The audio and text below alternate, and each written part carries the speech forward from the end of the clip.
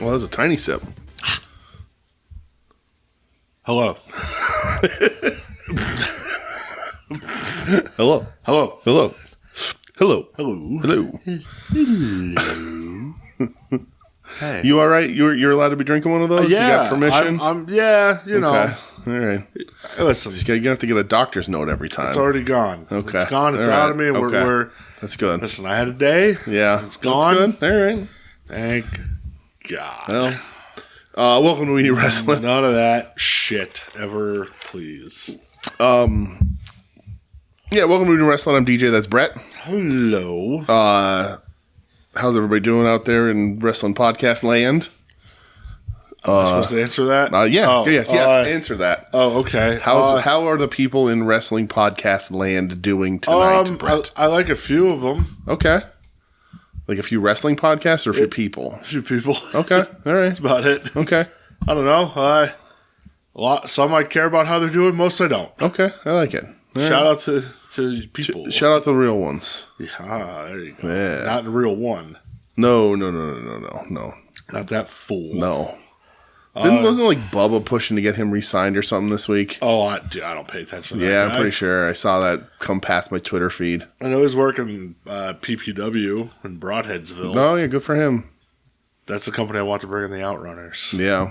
Somebody bring in the Outrunners. Somebody bring in the I'm Outrunners. gonna hang out with those dudes. If the Outrunners are drivable, we're gonna go party with the Outrunners. I'll go fucking hang out. Yeah. What do you think they do? Drugs. Nice. Yeah. Hell yeah. But not like cool drugs. Like They don't do like designer drugs? no, like they do like fucking poppers and Molly. Oh, well, that's lame. I'm not doing that. I'm not doing any drugs. No drugs here. Yeah, they crush up Xanax and snort that. This is a half of a drug-free podcast. That's true. I'm not on drugs currently though. I just do drugs regularly. Do drugs. It's cool. Drugs are awesome. No, they're not. Hey. Yes. What's up? Nothing, man. I'm frazzled. Are you? Yeah, a little bit. All right. I've had a week. You've had a week. All All right, and you're tired. I am tired. Because you were out late last night watching the Sixers. I get home till about 1 o'clock in the morning. Yeah, and then you worked in the morning? Yeah. I'm a fucking You're a Iron wild Man, brother. man. I'm an Iron Man. Yeah, you're wild. Yeah. How about, so I have a doctor's appointment on Monday. Okay. And they were offering, it's in Hazleton. Yes. And they're like, oh, hey, I get, I think through my chart. They're like, earlier appointment available. And I go and look. They offered me an appointment today at 3 o'clock in the afternoon. It was in fucking Selinsgrove. That's an hour, 40 minutes from my house. Yeah, I don't even know where that is. I've heard the name. Like, get the fuck going. Yeah. Hour, 40 minutes away. You want me to go for a doctor's appointment? What are you, fucking insane? Yeah. For something that's not life-threatening? Yeah. I mean, Michelle's had to go to Danville a couple times for, like, specialists. Okay, that's like one thing. I can go to, like, Pittston if I need to. Sure. Like, but Selinsgrove? Yeah. Get lost. Yeah. Hazleton's far enough. Yeah, when they made the appointment, I kind of looked at the lady and I'm like, Hazleton? I gotta go to Hazleton? Yeah. And I'm like, I can't go to Pittston? She goes, that's the earliest we have available. Right. I said, all right. Well, crazy. This is where we're going. Yeah, it's all right. I'm alive. I'm okay, everyone. Yeah, he's good. I'm all right. Totally fine. Hazleton. I'm trying to think what you can do while you're in Hazleton. Like on the way home if there's good food, but they deported the good Mexican guy, so. Oh, yeah. Jay Zapata. Yeah. Oh, yeah. Well, that was fucking weird. Yeah. He made good food, too.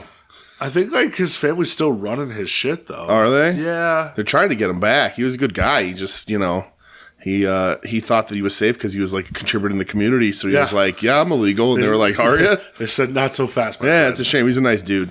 Yeah. His food was very good. He once had a marquee. He had a marquee out. He used to wire directly into the Walmart. He used to plug into the Walmart with his food truck. And he had one of those like light up like marquee signs. Oh, okay. And he used to put it out in front of his truck, and it said, Mexican food's so good, Trump wants to build a wall around it. Okay. Yeah.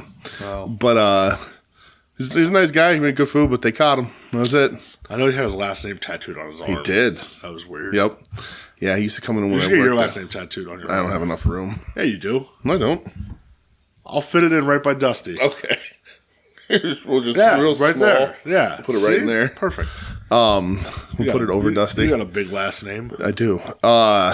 But yeah, he was a nice guy, but Can we get your last name tattooed across your shoulders? Yes, please. Right. Just like what about across your lower back? Yeah, yes. Just like was it Leland Chapman that had Chapman across his shoulders? Or Leland? You might have had Leland. Leland brother. Leland brother. Get him, Leland. How's that? Brother. Yeah. Oh, you know who has the Toby Morse's dumb kids got Morse tattooed across his back? Of course he does. Yeah. Ew. Moving on. Welcome to We Need Wrestling, everybody. Did I say that part? I'm good, buddy. It's been a pretty normal, average week. Good. Nothing too crazy. At least nothing worth fucking complaining about. Good. Anyway. Let's keep it that way. Yeah. Yeah. Yep. All right. Well, I don't think I did anything this week. I don't know. I worked. We ate sushi. We did eat sushi. That was like Saturday, though. Yeah. I guess this is the last time we talked. I saw the Marvels. We did. We saw Captain Marvel 2. Captain Marvel 2. Yes, Captain Marvel 2, The Marvels. Yeah. I liked it. That was really good. Yeah, me Had too, a lot of fun. It was a ton of fun. Had a ton of fun.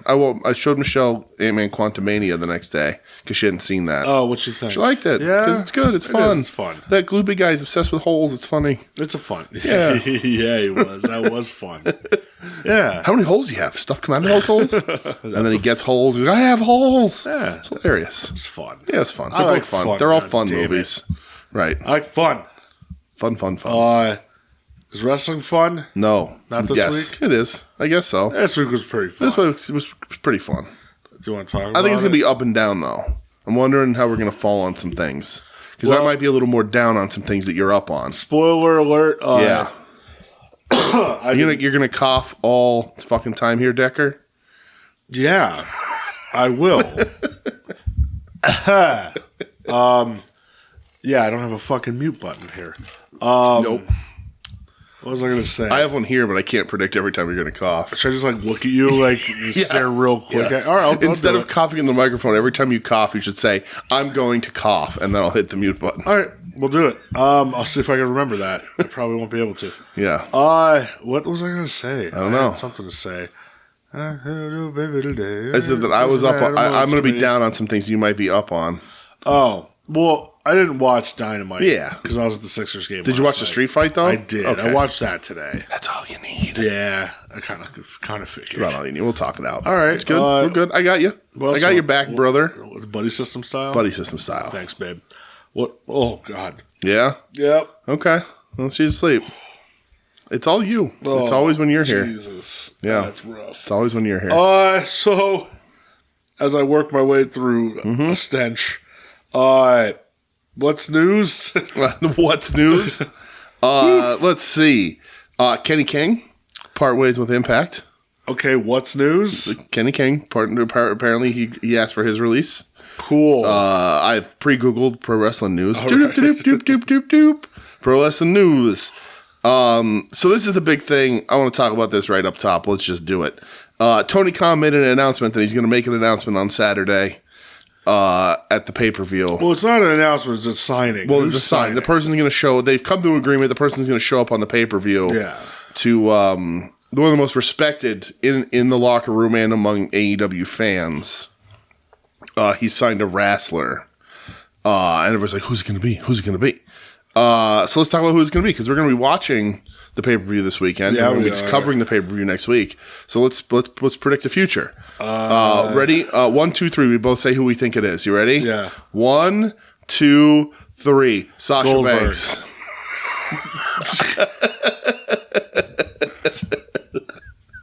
Good. Correct. We're both right. All right. Cool. You don't actually think it's Goldberg, do you? I don't know. You think he's counted as respected amongst fans in locker room? Chris Jericho's in that locker room. Bret Hart's been in that locker room. FTR's in that locker room. They don't respect Bill Goldberg. Well, I would say I don't respect FTR, but I do. Well, Bill Goldberg. Bill Goldberg. Bill Goldberg. I mean, maybe it's got to be Sasha. It's got to be Mercedes Moné. You would think. It's got to be, right? I know, she teased the other day. She's like, I will be back in the ring next year. Yeah. That's where I feel like I'm most at home, and I will be with a wrestling company. So right. Well, and so Tony's post, which I'm not going to read, but he was very purposefully not using specific gender pronouns. He was saying they. Oh. I was like, is he like capitalizing where it spells out Mercedes? Yes. All right, good. But he was just like, what a real he's fucking like, trickster. He's like, I signed it to Wrestling Talent. They're going to be here Saturday. They're going to sign their contract. And like, that could be a tactic to, because maybe it's too. If he says she, then everyone knows who it is, and it's not that big of a surprise. But who knows? What if?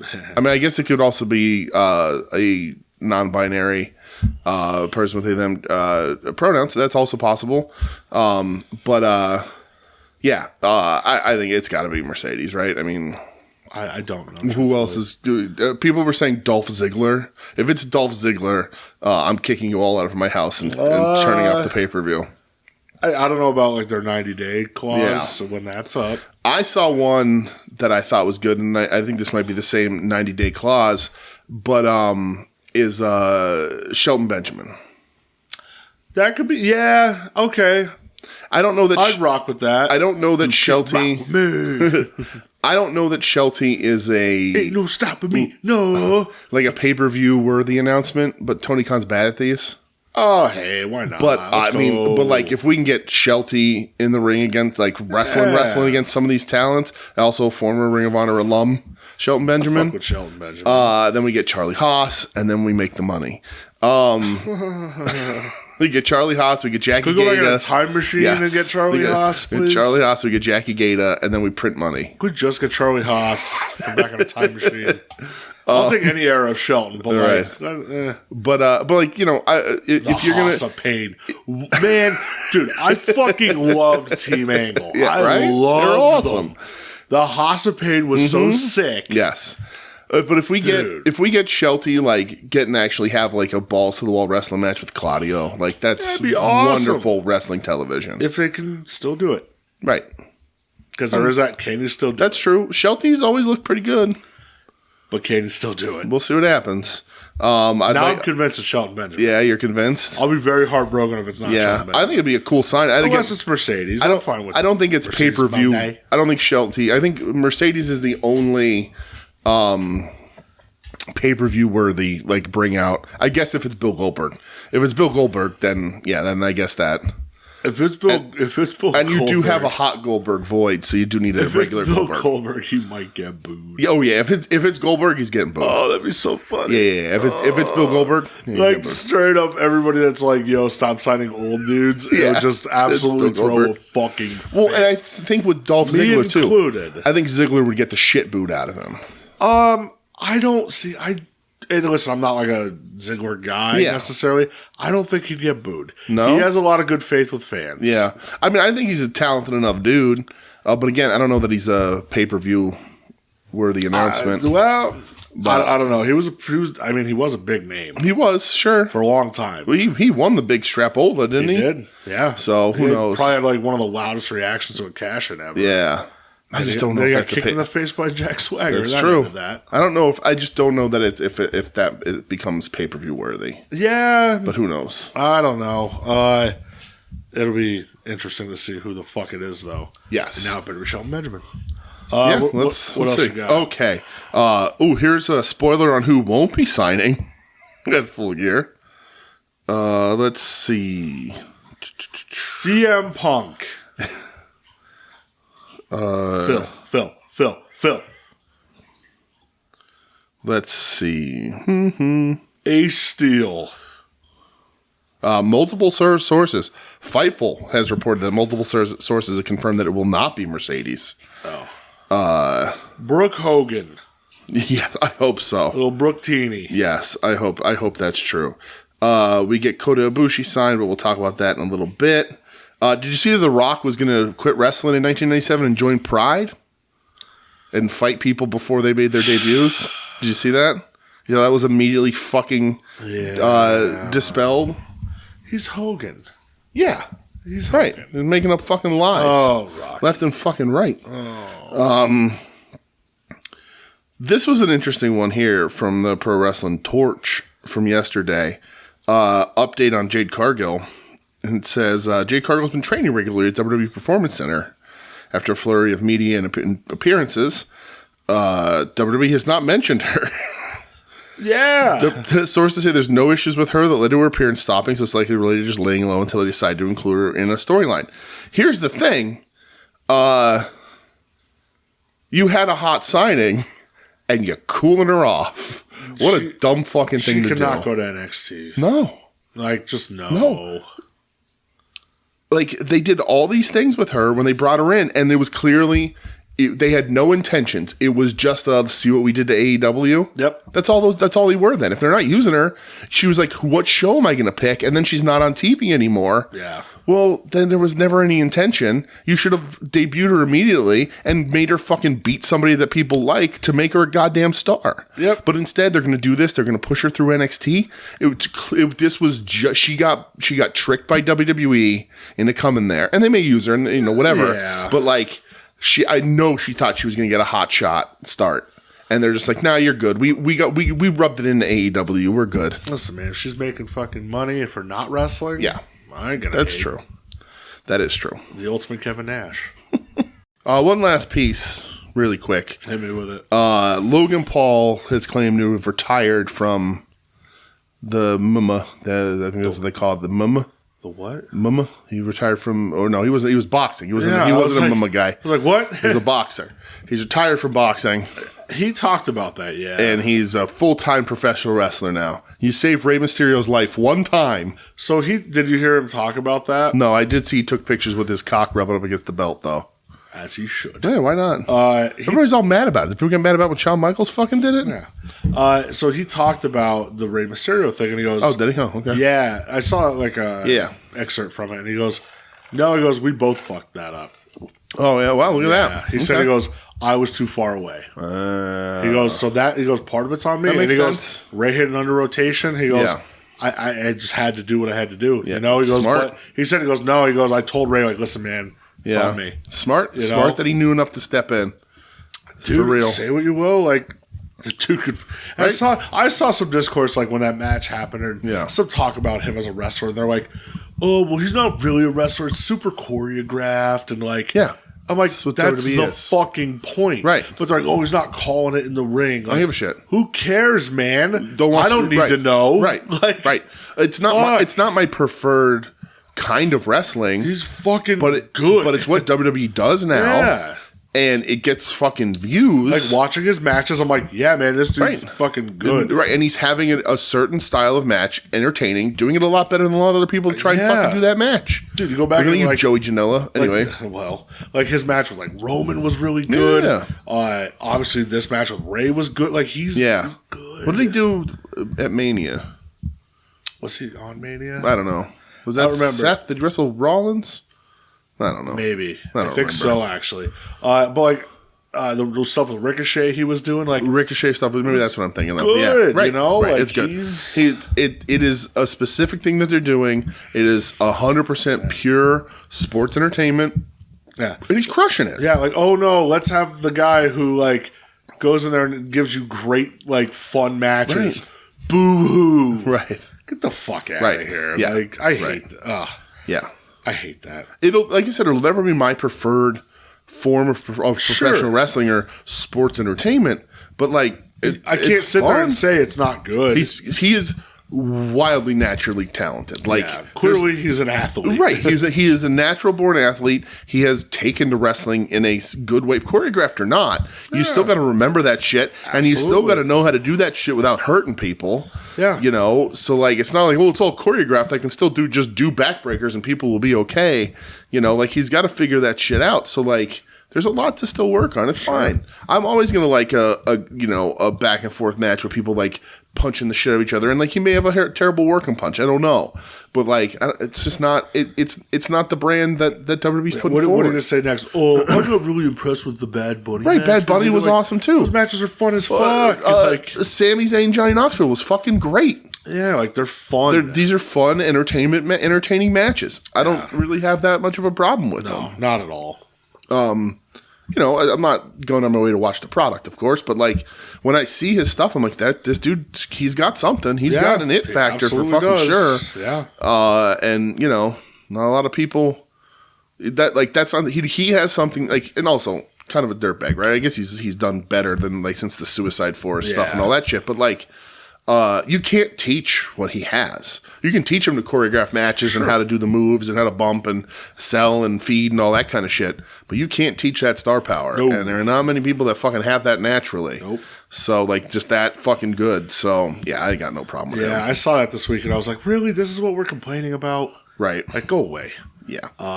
You have anything else? No, I got nothing else, buddy. All right. So, what are we going to talk about?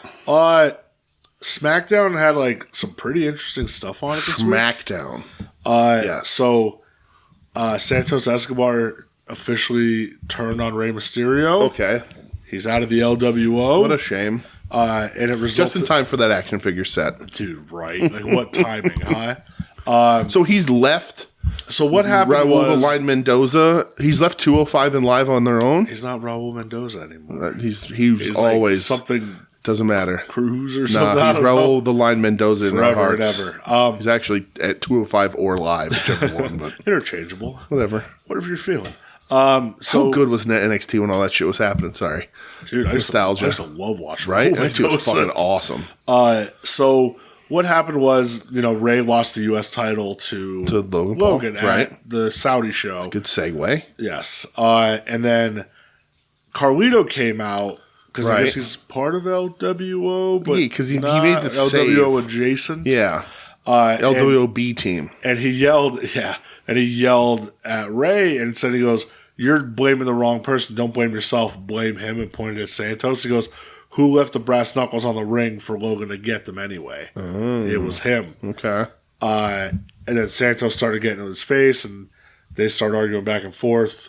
And then I don't know if Ray shoved Santos or something. I forget. Yeah. But then Carlito proceeded to have a match with Bobby Lashley. Oh. I didn't watch it. Sure. Very 2007 WWE. Yeah. 2008. But now it's 2008. Boo. So at the end, Carlito was getting beat down by the Street Profits. Okay. Because they're bad guys now. Good. And Ray made the save and ran them off. And then Santos came in the ring and he started beating up Ray. Oh. And then Ray kind of shoved him and smacked him and was like, "What are you doing?" And tried to calm him down, and then he just beat up Ray again. Yeah. He put Ray's leg in the steps and drop kicked the steps and stuff. And it was funny because Santos clearly was watching Rocky IV. Because he had Ray by the head and he's yelling, "We were supposed to be brothers." Oh, yeah. Nice. I like it. So, yeah, Santos Escobar is officially out of LWO. Okay. I see here Lone Wolf Lobo Solitario. Is the Lone Wolf? That's what he put on his... Oh, okay. So, 6 days ago... Would you give me your cough? Oh, my fucking God. Cough forever. Unbelievable. 6 days ago, Santos Escobar put on his hashtag SmackDown on his Twitter... with this photo, with him with the LWO logo tattooed on his hand. Yep, sure did. So, there you go. Well, there's that. So, yeah, I mean, I like Santos Escobar. Yeah, I like Santos a lot. I like Rey Mysterio. So I like Rey Mysterio, yeah. I bet you they're going to have a fucking really good match. You would think, right? I watched a match. Well, I watched a match and a half, actually, from the show. Okay. Dragon Lee is up on the main roster now. On the main roster? Yeah, and he had a pretty good match with Cedric Alexander. Remember him? I do remember Cedric Alexander. Yeah, Dragon Lee, though. I did not know he's up on the main roster. Okay. That interests me. I always like Dragon Lee. Did he break anybody's neck yet? No, but he did take a nasty bump where I thought he broke his neck. Oh, okay. Listen, more neck bumps, brother. And then, so the main event was Io Sky, Bayley, and the returning Kairi Sane, who's officially part of Damage Control. Right. Going up against Charlotte, Bianca Belair, and Asuka. So during the match, Bianca's getting the heat. She's making the comeback, crawls for the tag. Asuka pulls the hand away and hits her with the mist. Ooh. And it was so fucking cool. Yeah. And she gets in the ring and just starts beating down Bianca. Nice. And her and Kairi Sane hug. Oh. And then her, Dakota Kai's on the outside just evil laughing. And then Io hugs her. And then they're looking at Bayley because Bayley's like, "Oh fuck, they're gonna beat the shit out of me." Mm-hmm. And they open up her arms, and Bayley joins in and hugs. And so Damage Control. Okay. They have Kairi Sane and Asuka now. That's awesome. Fuck yeah, that's dominant. That's like my new favorite goddamn stable. For sure. Are you kidding me? I remember. So when they were just in Wilkes-Barre. I saw them promote online. They were like, "This was a year ago on Raw," and it was when Asuka and Io were yelling at each other in Japanese. And I was like, "We were there for that. That was awesome." And baka. Apparently they like to celebrate that like it's an important moment in wrestling history. I mean, it was for me. Live from Wilkes-Barre, Pennsylvania. I mean, clearly it's just going to be a setup for a War Games match. Clearly, yes. I don't know who's going to be on Team Bianca. I guess Bianca, Charlotte. Shotzi tried to make a save and got beat down. Tegan, she's been around. You reignite the Tegan Dakota drama. But Dakota's not wrestling yet. Oh, she hurt still? Yeah, she's not wrestling. That's right. I just thought about that. She hasn't wrestled yet. I know she's been on the show and stuff, but she's wearing a big knee brace. Oh. Maybe she's getting cleared. Oh, man. That fucking turn. Yep. That Dakota turn on Tegan is still one of my favorite heel turns. It's amazing. Ever. Yeah. I mean, for sure. Ever. Yeah, it's great. Like, it was fucking fantastic. Remember how good NXT was? Dude. I remember watching that because we were in Asbury Park. We were. And I remember we went to the hardcore show. Yeah. And back in the hotel, we're watching it, eating Domino's, and that happened. Our jaws just dropped. Oh, man. Good times. Yep. So, hey, memories. Man, War Games, I'll always watch fucking War Games. Why not? You kidding me, brother? Yeah, for sure. I didn't watch anything else from WWE this week. Okay. But I did see Judgment Day added Drew McIntyre for their War Games team. Okay. So not officially in the stable, just on their side for the War Games. Yeah. And that's got War Games turn written all over it. They're thinking it's going to be Cody, Jey Uso, Sammy, Seth Rollins, and a returning Randy Orton for that Viper. War Games. Welcome to Viperville, baby. All right, the Snake Man, scary Snake Man. Yeah, or he's been hurt a long fucking time, man. Yeah, or I mean, maybe it's in Chicago. Maybe somebody else wants to get involved in the mix. I don't know if he can do that because he's also the devil. Oh, that's true. I don't know if he could work both. So just never take the devil mask off. Like, just let everyone know that it's CM Punk and just work both companies. But like, I'm not Phil. I'm the devil. Yeah, I'm the devil. I'm not. I'm Bill Fuchs from Indianapolis. Bill Fuchs. Bill Fuchs. That's gonna be my new Indian. Yeah, Bill Fuchs. Yes, Bill Fuchs. He's Bill Fuchs from Detroit. Listen, he talks about Detroit style pizza all the time, and Rise Felicia Rise. He likes Coca-Cola and just the opposite of everything. Yes. All right. G.I. Joe. All right. So AEW. He's a giant drug bag. Yeah, that's the thing. He just comes to the ring. That's how he proves. As a kite. That's how he proves that it's not CM Punk. He does lines of blow live on TV. Yeah. Yeah. I miss that guy. Yeah. So Rampage. Yes. I have here Ortiz jumped by the Jarrett Junction. The Jarrett Junction? Yes, that's what you're calling my them? new official name, the Jarrett Junction for them.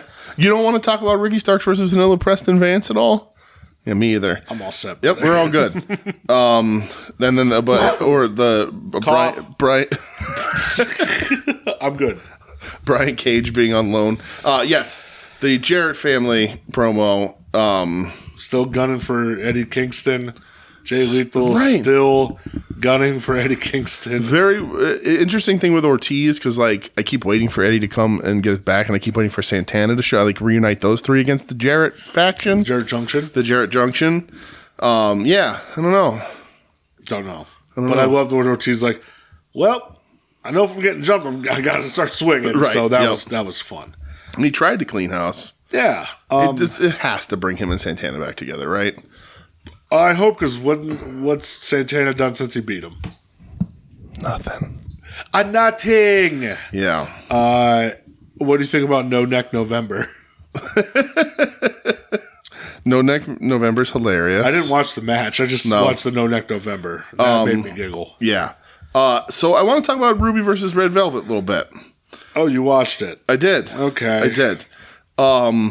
So Ruby Soho, who I've been really down on, at one point in this match throws like 3 Saito suplexes in a row, head dump Saito suplexes. And I was like, if her new gimmick is just that she throws Saito suplexes until her opponent actually dies, it may turn my opinion around.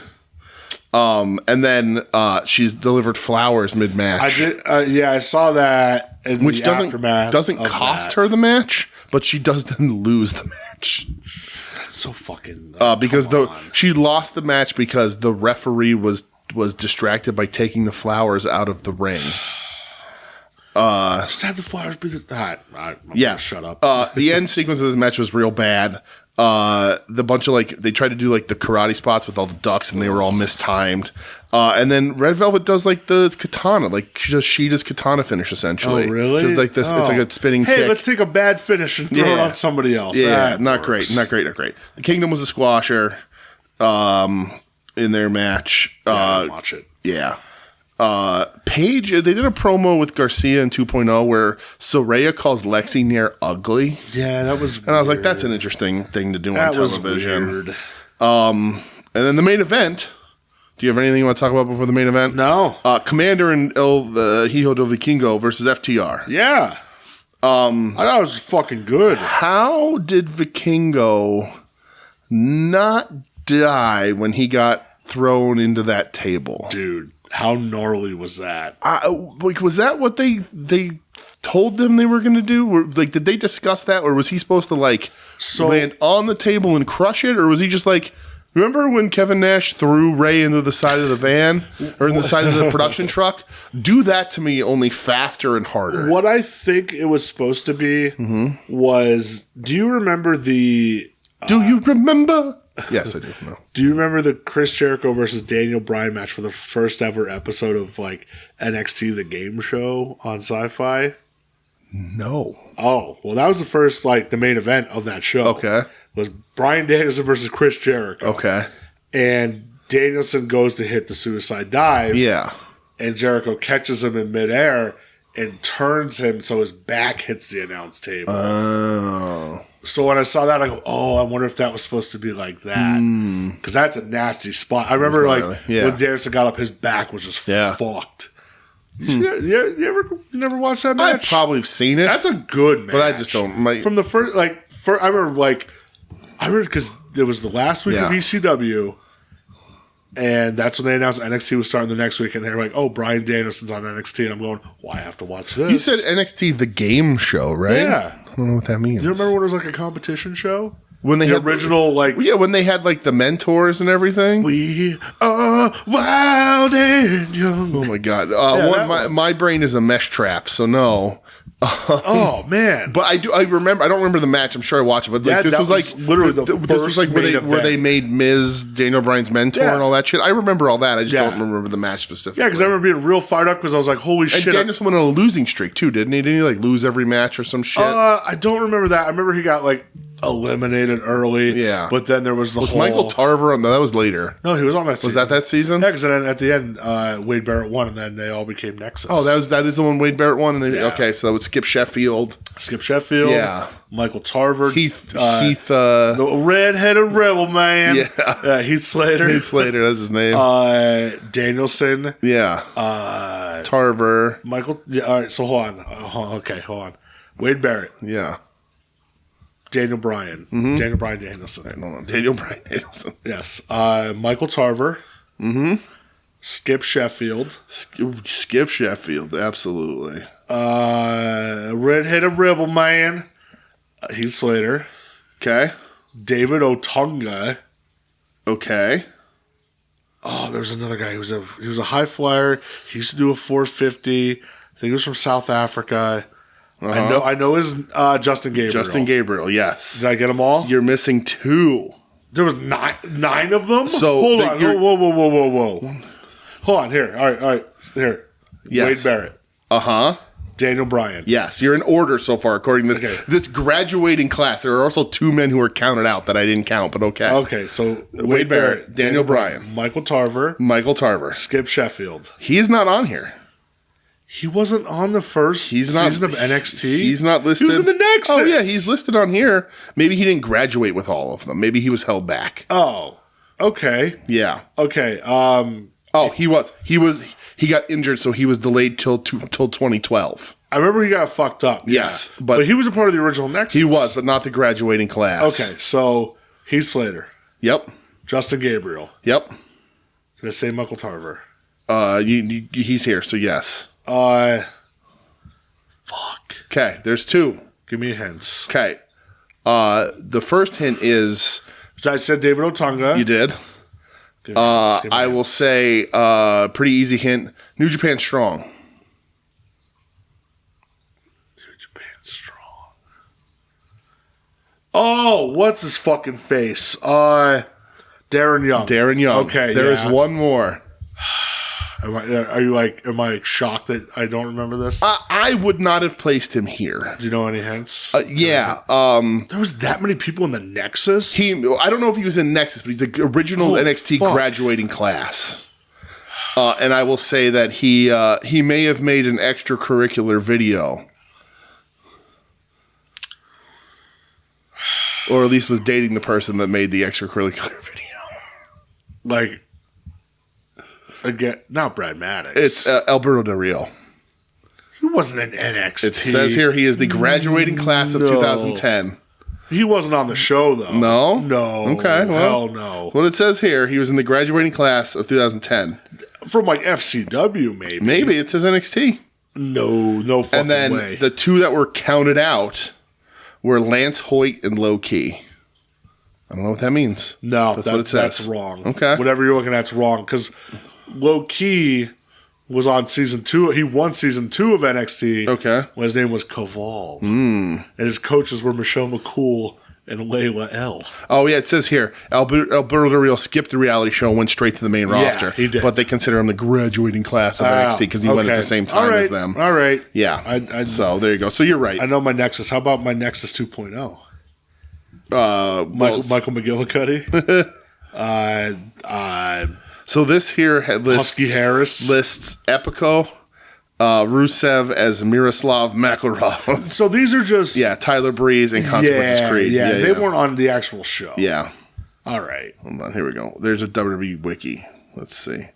Oh, Jesus Christ. All right, we're getting way too We're getting way too much into this. Okay, we're in the weeds. We're in the weeds. Let's get out of the weeds. Did you just Google Nexus members? No, I just Googled NXT graduating classes. Oh, well, yeah. All right.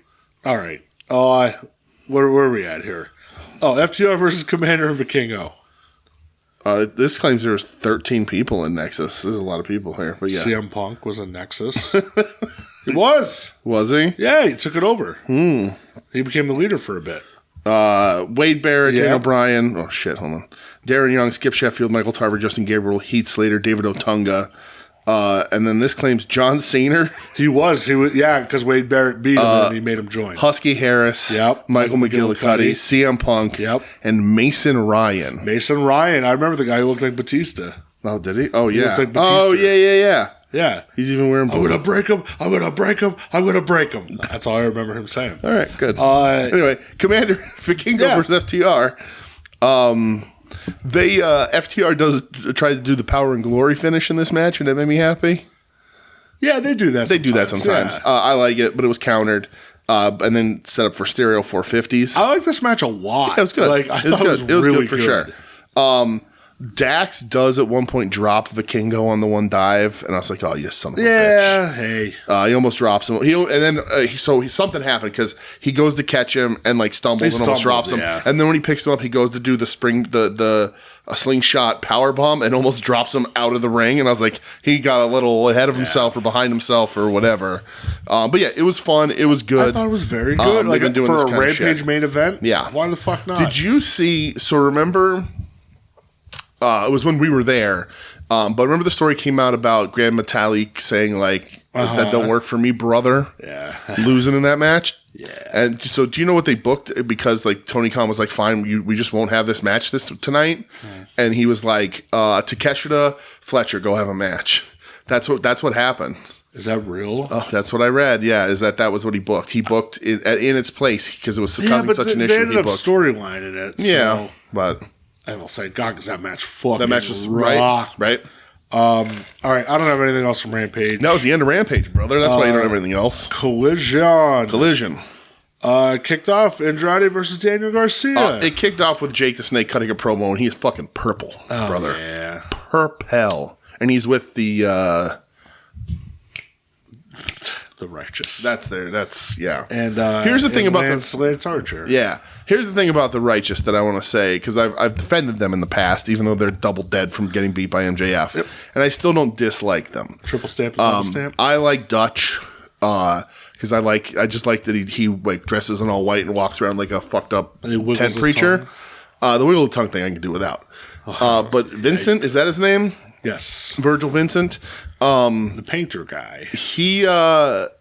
He's got a bad voice for the character he tries and the look he tries to portray.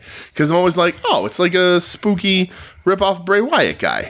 And unfortunately, and then he sounds like a customer service accountant. Like he's like, oh, welcome to TurboTax. I'm like, get the fuck out of here. TurboTax. I don't know. It just doesn't work for me. That doesn't work for me, brother. There you go. But yes, I like the intro again. But yeah, opens up with Andrade versus Garcia. Yeah, because there was the night before on Rampage where Garcia said he's challenging Andrade. Yes. For whatever reason. Yeah. And Andrade's with former WWE superstar CJ Lana Perry. Right, because Andrade's letting us all know that he has a thing for mediocre blonde women. I wouldn't call her mediocre. He has a history with them. Well, the first one I wasn't a fan of. This one, big fan. Yeah, I thought this was good. It was a good opener. You know? Yeah. It's just like, but yeah, it was good. It was a good match for sure. But yeah, it's like at the same time, it's like, I don't know why you send Garcia to the Wolves here. Yeah, I don't know. Garcia's been like pretty open about his contract lately. Right. Where he's been saying like, yeah, I think I have a year left on my deal, and then you know, he's like, this year is to really hype my shit up and see where I go. Right. You know?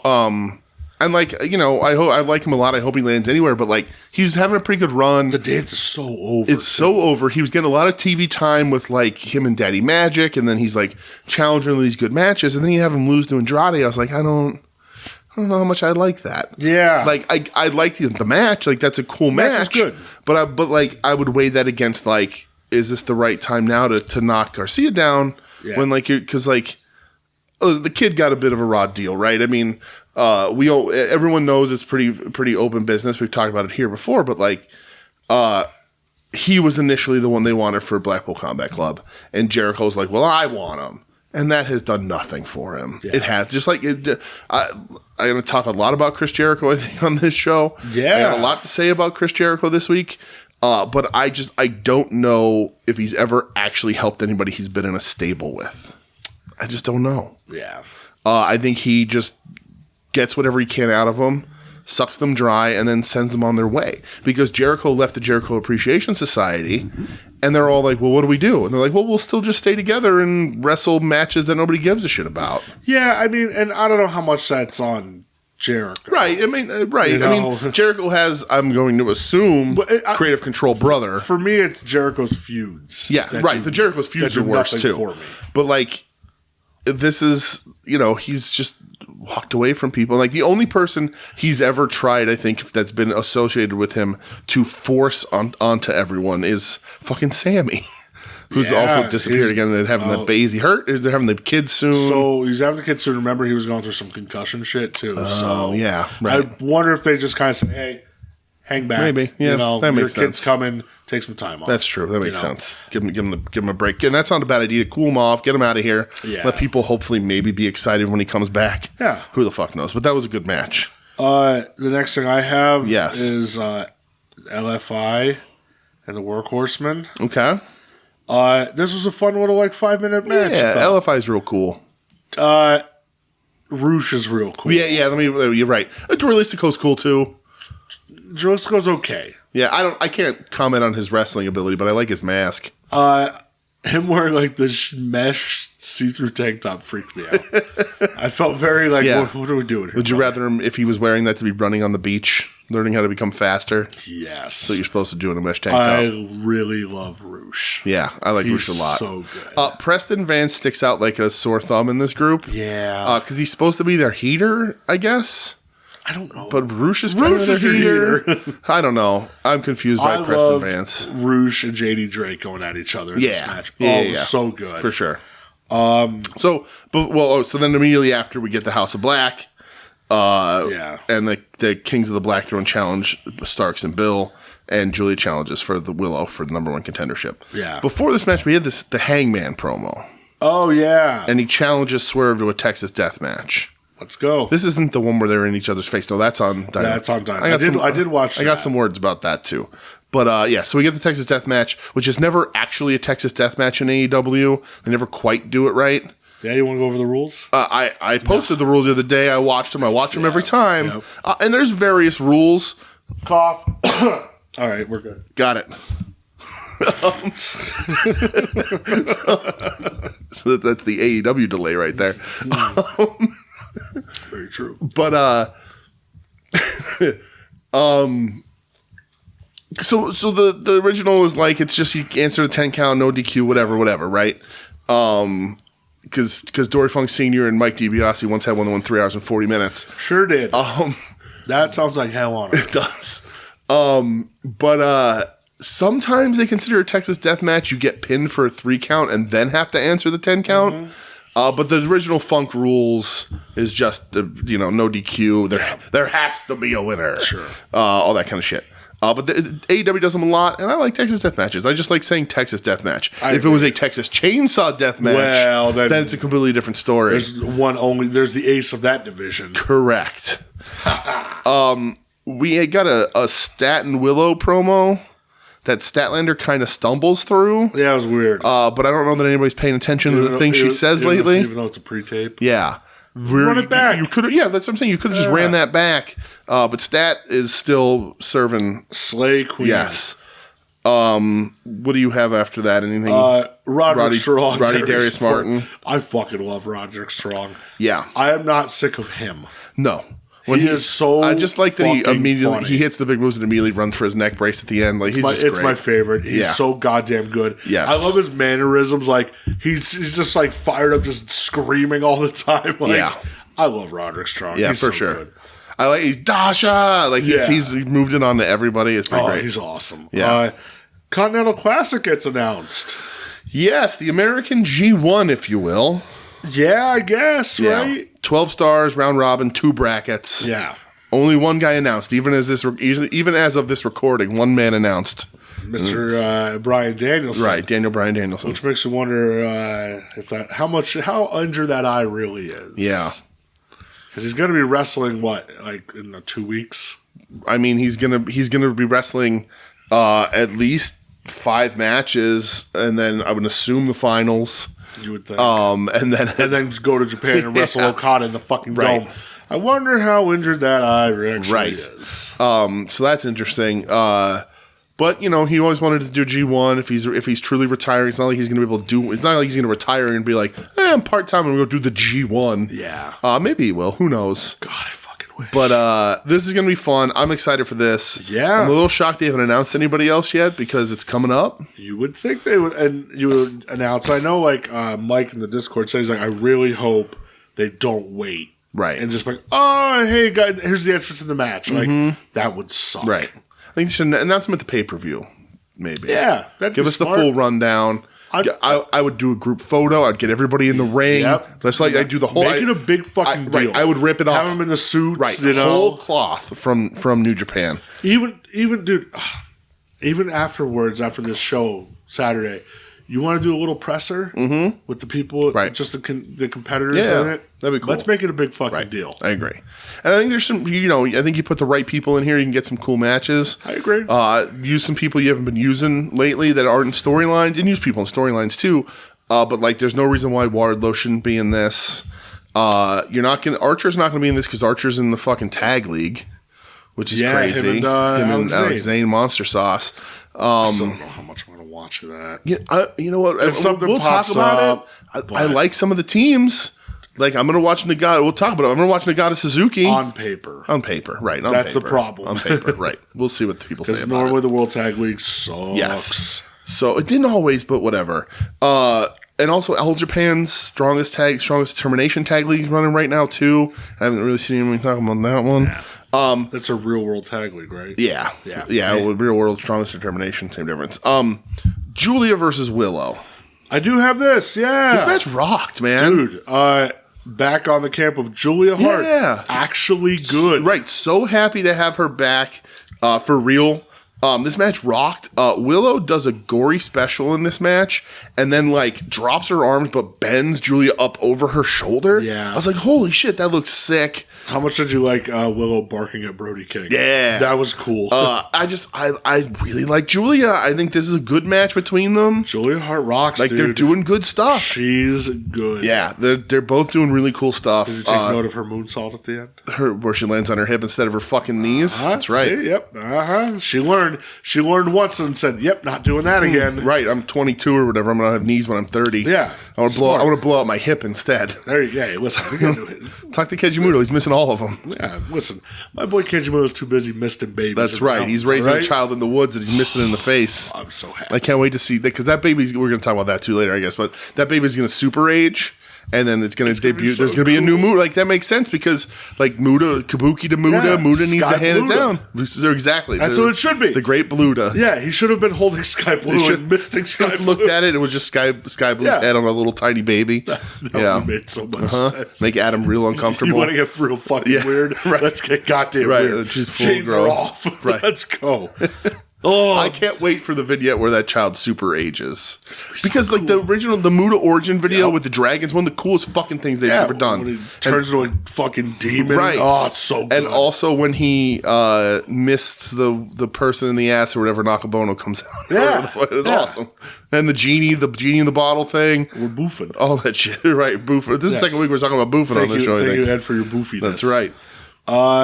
Only thing left I have is main event. What the fuck is main event? Sting, Edge, and Darby against Righteous and oh yeah, okay. I'm like, who's there? Lance Archer. Yeah, I was like Hobbs versus somebody.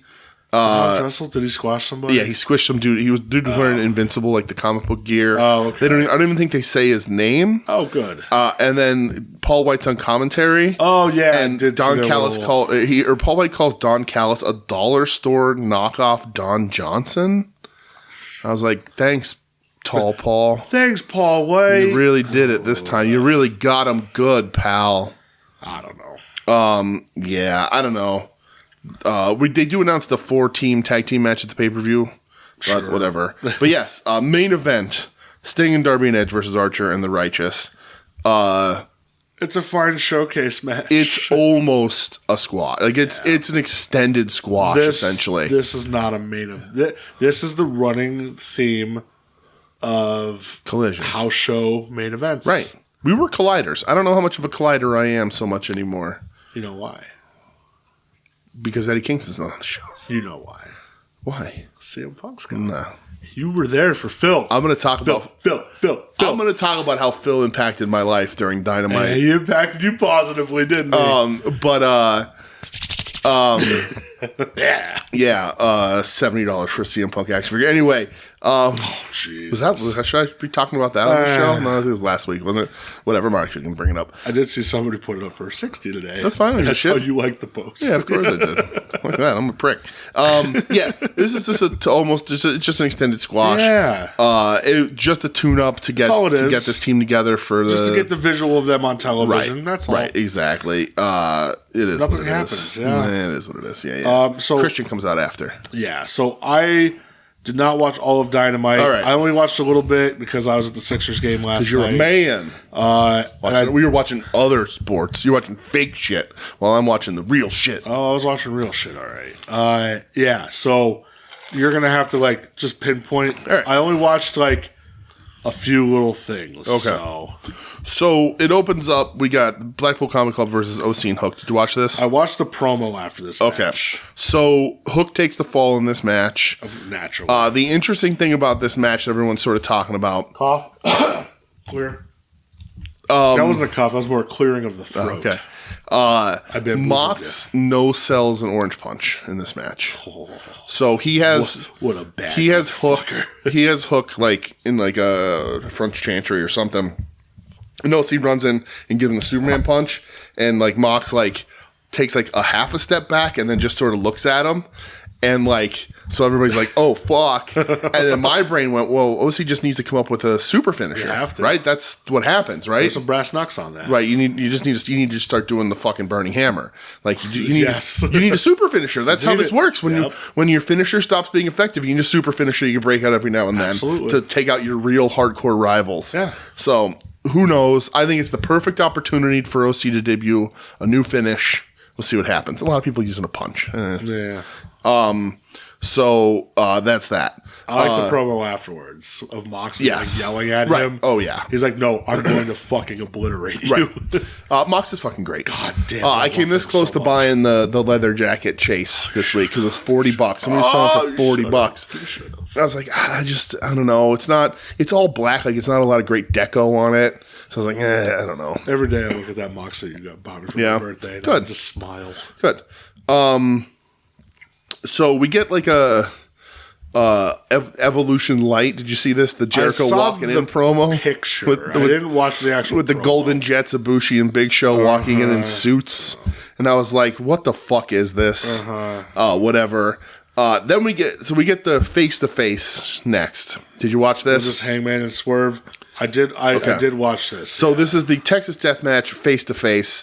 Tony Schiavone lets us know that if they lay hands on each other, they're both suspended for the rest of the year. The match does not happen. Yes, for the next month and a half. Yes. Nana's out with Swerve. That's important. Yes, it is. Here's the thing. So two things. One, and there's a lot of people talking about this today, and like I don't really have an opinion on it. People were saying so Hangman in this promo talks about how Swerve is going through a custody battle with his children. Yes. And apparently that's real. From what I read, yeah. Right. And people are like, that's not cool. Like, how old are the kids? I don't know. And like if the kids are watching on TV or whatever, like it's not the best thing, right? But like obviously if they're bringing it up on TV, then it was good. Like they're not going to say that without Swerve approval, right? Yeah, But Hangman doesn't have a history to do it. Right. So that's my thing. So here's where CM Punk fucking ruined my life. Is because one, like I was like, Hangman only does these like really weird, bad fake shoot promos, and I'm like, I just don't think he's good at them. Yeah. And I'm like, I don't find this, you're not drawing me into the match being like, oh, you're going through legal problems in your real life, huh? Like, I just don't understand. And also, CM Punk has permanently ruined that guy in my brain. I am not a Phil guy, right? We've been over this. I've talked about it at length. I never have been a Phil guy. You warmed to him a little bit. Phil, you warmed. But calling someone an empty-headed dumb fuck while eating a muffin at a press conference. While covered in your own blood. Whenever Hangman comes out, my brain goes, what was this empty-headed dumb fuck want? I'm like, God damn it, no. Thank you, Phil. But like, I can't take him seriously. And like, I used to like Hanger.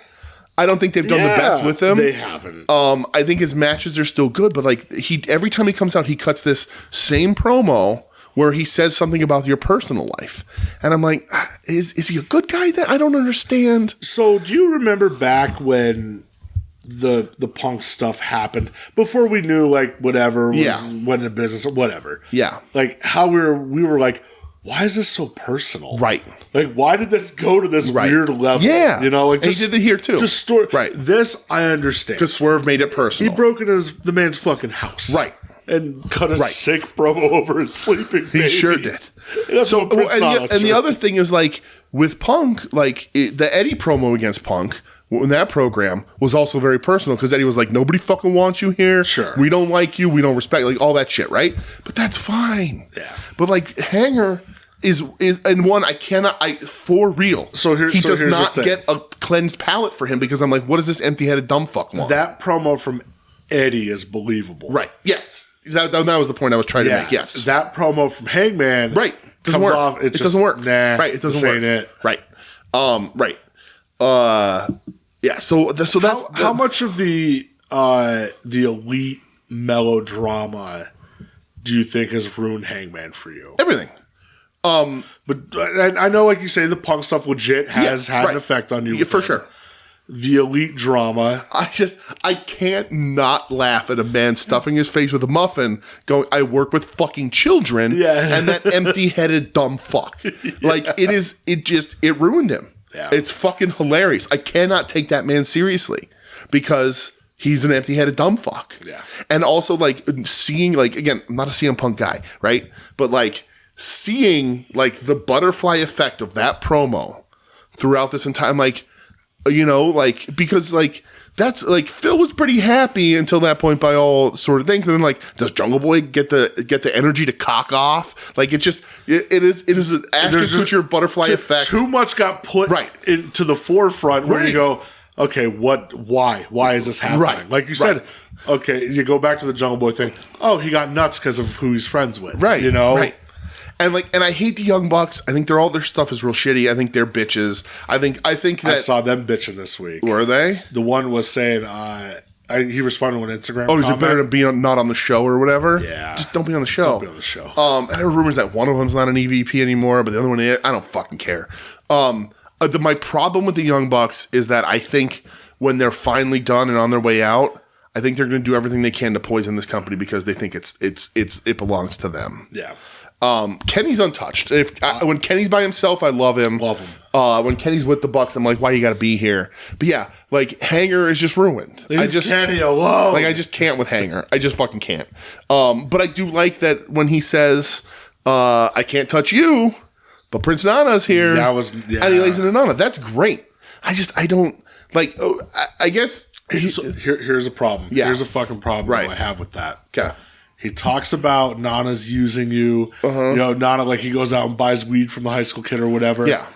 You ain't burying Nana by saying that. Right. And here's the thing, too, when he goes, you do that stupid little dance, and Nana does that's it. in my notes, and the crowd fucking goes nuts. Right. That's like Hanger buries him, and Nana dances and gets it all back. Yeah. He gets his pop, and he gets everything. It didn't fucking work. Because once again, Hangman's an empty-headed dumb fuck who doesn't quite understand what he's doing, right? Yeah. And here's the thing. I understand that Swerve made it personal, right? So you're going to react personally. You're a babyface, right? Swerve is a villain. Clearly, he's the bad guy. Swerve makes it personal, right? So, like, as the babyface, Hangman's response is, you're a bad father who's fighting for custody of your children. And I'm like, but Christian as a villain is also telling people that they're bad, they were bad dads, and he's going to be their new dad. And he also goes on the "you're bad parents" kind of thing as a bad guy. Sure. I just think Hanger has because of who brought him in and who taught him the ins and outs of the business early on, I think he has a fundamental misunderstanding of what he's supposed to be doing. And because he's an empty-headed dumb And because he's an empty-headed dumb fuck. He's ruined forever. It's just what it is. That, to me, that phrase is the most lasting legacy of CM Punk in my brain than anything. The only other thing that is you, and you know what this is. The that's 1B to what's the 1A in my brain that CM Punk did that will be his lasting legacy in my brain. I was gonna say, tell me what I'm telling lies. No. Do I know it? You do. Kojima. No. Really? Oh, no. The number one thing that always comes into my brain, his lasting legacy to me in professional wrestling. Him on commentary during Joe Necro. No. He fucked up the figure 4 against Terry Funk. I'm saying all the cool shit. No. His lasting legacy in my brain will be 1, he fucked that up, and 2, he ruined Hangman forever. Kojima is great, though. I mean, all Japan. Yes. It'll never get old to me. Number 3 is him being really, really terrible and homophobic on commentary in Ring of Honor. Anyway. Well, you can mark off a lot of the people you like then. I sure can. So, yeah, so Hager beats up Nana, and then another funny thing happens. God, I can't take this man seriously. He leaves the ring to do the buckshot lariat, but he gets stuck in his fucking jacket. Sure did. He's like, he can't, his arm gets stuck, and he's got to do like the pull out. I'm like, Jesus fucking Christ. So like then, like the security dude who he punched out to like sell back to get for the buckshot is like, I guess in the ring just like wobbling around waiting for this fucking idiot to get out of his leather jacket. Here's the thing too with it. Just unzip a little bit, you fucking moron. Swerve is still like the coolest. Yes. And is effortlessly cool. Yeah, for sure. And then Hangman cuts a promo and you go, yeah, I still like Swerve more. Right. He's just, Hangman's ruined forever. Yeah. It's just what it is. He'll never come back. I don't care. I don't care how many fun kids like him. We get a Roddy promo. He calls Adam Cole because he knows that that MJF is the devil. You okay over there? You son of a bitch. And Adam, looking all super disheveled, says that maybe Roddy's the devil. That maybe Roddy is the guy who's the devil here. I don't know. Okay. Very weird thing.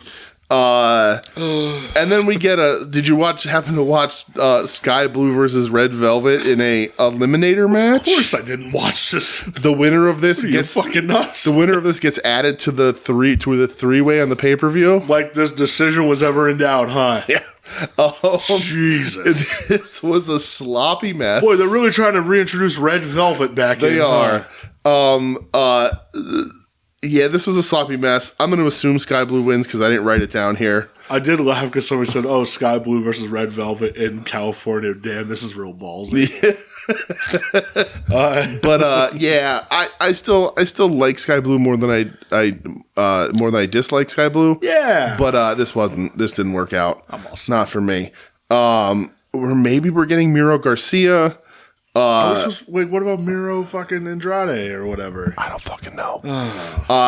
Did you see the RJ City Tony Storm? Sure did.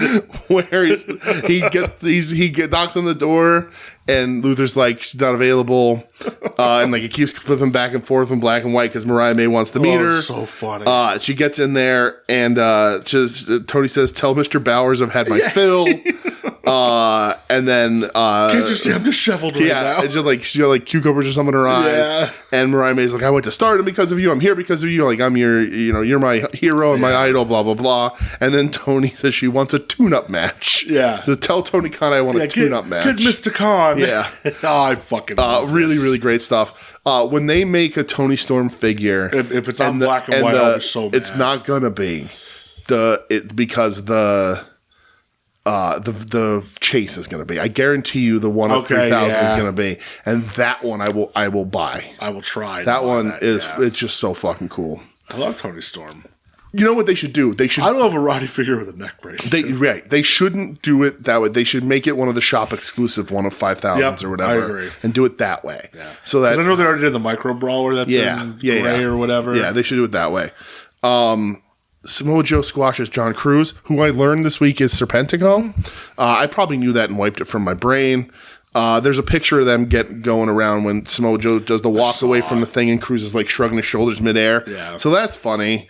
I didn't watch the Bucks versus Pentagon Commander because I don't hate myself. I'm all set. The Guns do a squash job.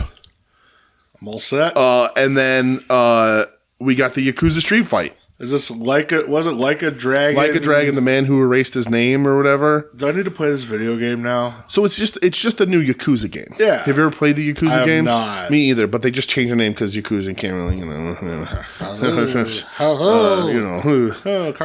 Right, you play that game, you got to run back to America and sign with the WWE. So, after you get your gym funded with money, right? But pay up eventually. Yeah, eventually they're gonna fucking get you. You can't run forever. Yep. But these look fun. I guess they're just crazy violent nonsense. I like crazy violent nonsense. And so is this match. Yeah, dude, this was fun. Yeah. Some of the stuff in this was actually brutal. Yes. And it's gonna be so stupid. The neck bump Ibushi takes off of the bicycle. The bicycle. I was so happy they did that. By the way. But dude, that's what Michelle was watching with me. I'm like, "Did you just hear that?" She goes, "What?" I go, "He rode a bicycle," and I said, "Tony Schiavone was there with the original bicycle call, and Excalibur set him up for a bicycle. Got a bicycle. He's got a bicycle, but a bicycle there." He takes a clothesline for Brian Cage off of the bicycle, straight onto his neck. Yeah, which is so hilarious. Well, then he takes the pile driver through the tombstone off the apron through the board on the chairs onto the chairs. So here's we're gonna run through the whole shit. I hated that spot because Ibushi got up before Fletcher did. He did, because he had to get to his next thing. Ibushi was very just doing whatever he wanted to do. Right. Which again, I love Kota Ibushi. Here's the thing. Here's the thing about Kota Ibushi. That is a part of the charm of Kota Ibushi. And that's what I mean. He does stupid shit. you can clearly tell how much fun he's having doing it, and then he just goes to the next stupid shit. Yeah, he's a fun guy. That superplex from cage to Omega, like to the outside, like over the tables, was fucking nuts. Awesome. Yeah.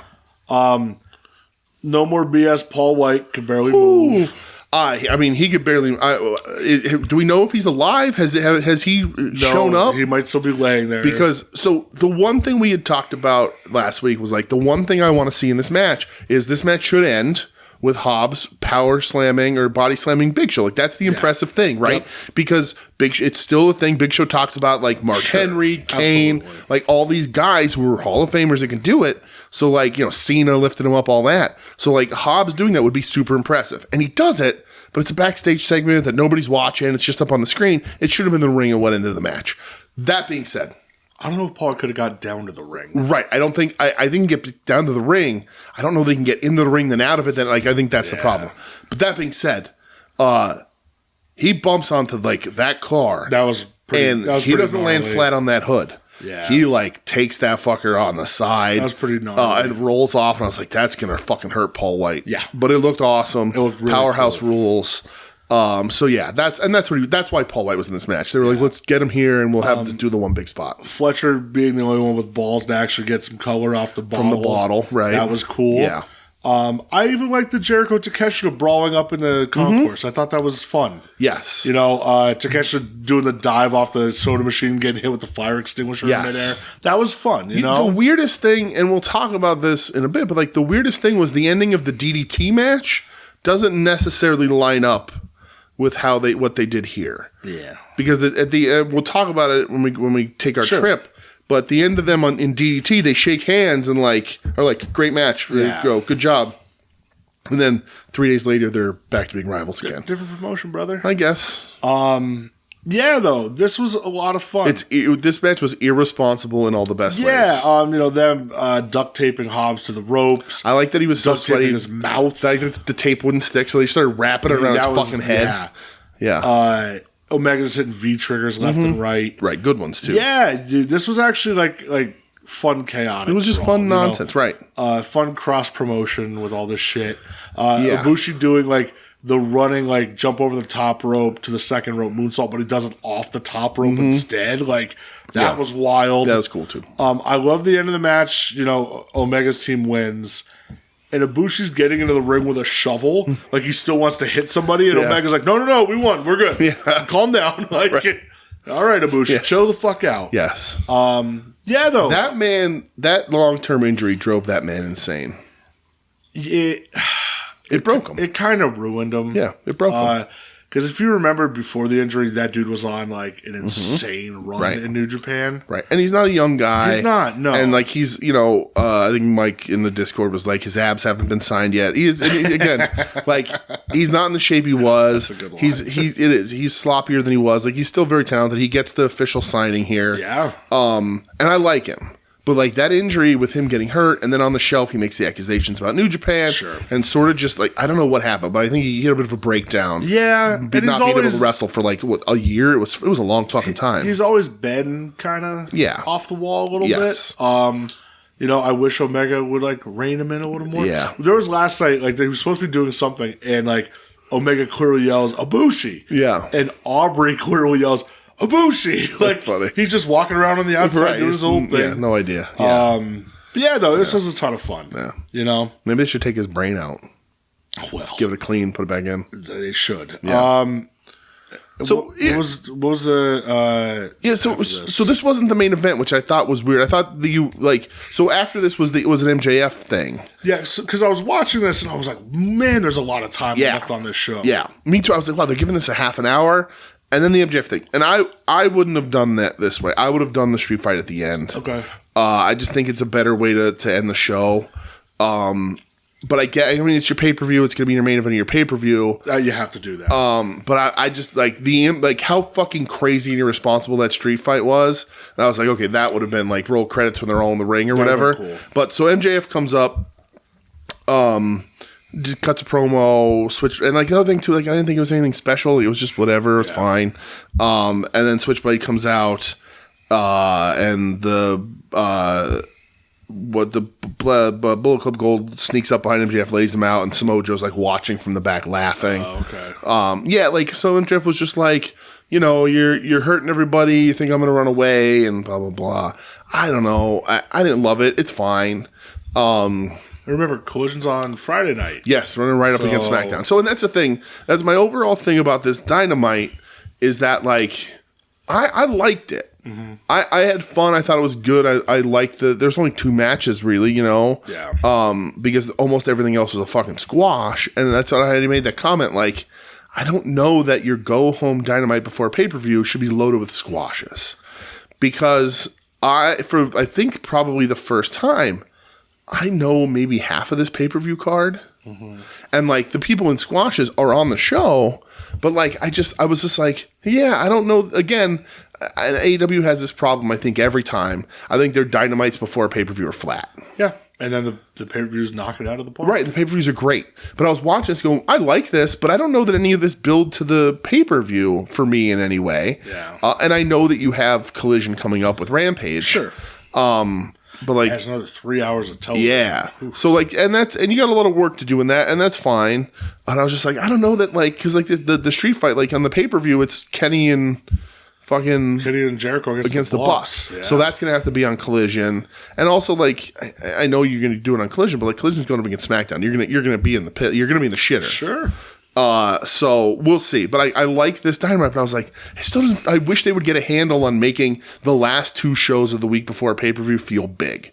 Because, like, WWE used to do that. Now that they split when they used to split the pay-per-views, that they still do, like, then like the SmackDown wouldn't have to be as big if it was a Raw pay-per-view or vice versa. But I guess I'm just like, the Dynamites are never great before a pay-per-view. Yeah, I get it. And like and maybe it's just nostalgia, maybe it's me not remembering correctly, but like I remember as a kid being like, there's a pay-per-view this weekend. Like, these shows are going to be fucking crazy. The go-home show used to always be crazy. The one to really knock it out of the park. And Collision's the go-home show, but this is your go-home Dynamite. They should both be fucking big. I agree with that. And while this was fun, I just don't know that it was big. I think they're having a bunch of great Dynamites again. Yeah.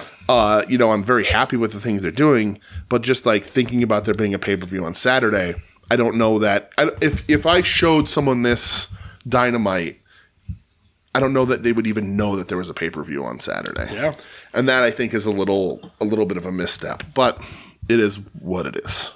And that's what it is. That's how it is. Ugh.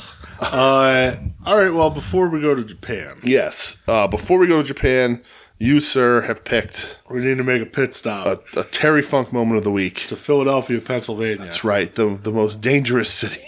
Terry's not alone. Yes, I am an old fart. Yes, I might be on my last leg. But one thing I am is I'm a professional wrestler, and I don't run around with my nose up Todd Gordon's butt, nor up Eric Bischoff's butt. I am an athlete and an individual, and this man right here is an athlete and an individual. This man is an Anderson, I'm a Funk. I've got pride, he's got pride, and we don't need anybody or any professional organizations. We don't need the WWF, we don't need the WCW, nor do we need the ECW. We're going to go out there and we're going to take these 2 guys on. And Paulie, dangerously, I'd love to get my hands on your sick, ever-loving body. Because believe me, if I could grab you by the throat, I would squeeze it until your eyeballs pop out of your head like overripe grapes. Dangerously, I would. And believe me, I would choke you till you took your last breath. And as for Sabu, he is a great athlete, but he cannot stay in the ring with Arn Anderson and myself. And Eaton is the same way. I promise you, Paulie, dangerously, you're barking up the wrong tree. Am I right or not? Terry Funk, I don't want to toot our own horn, but toot. You tell me that you're on your last leg. Well, I'll take one leg of Terry Funk over 2 legs of any other man. The one thing I got to tell you is everybody says guys like Funk, guys like Anderson, maybe even guys like Eaton, got to pass the torch to the youth. Well, gentlemen, you don't get our respect out of a bubblegum machine, Sabu. You want Arn Anderson's respect, you want Terry Funk's respect, you gotta beat it out of us, cause it don't come easy. Gentlemen, Philadelphia is a city where they slit their grandmother's throat for 50 cents. So as violent as it may be in that town, there is no better setting for what you've got coming to you, which is the beating of your life. You can have this old man's legs. You can have his arms. You can have his head. You can have anything you want, but you can't have his heart.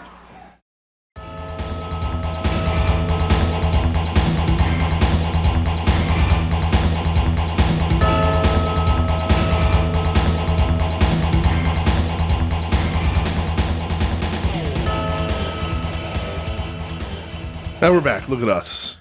Hey, we're in Japan. We're in Japan. Well, we're in Texas.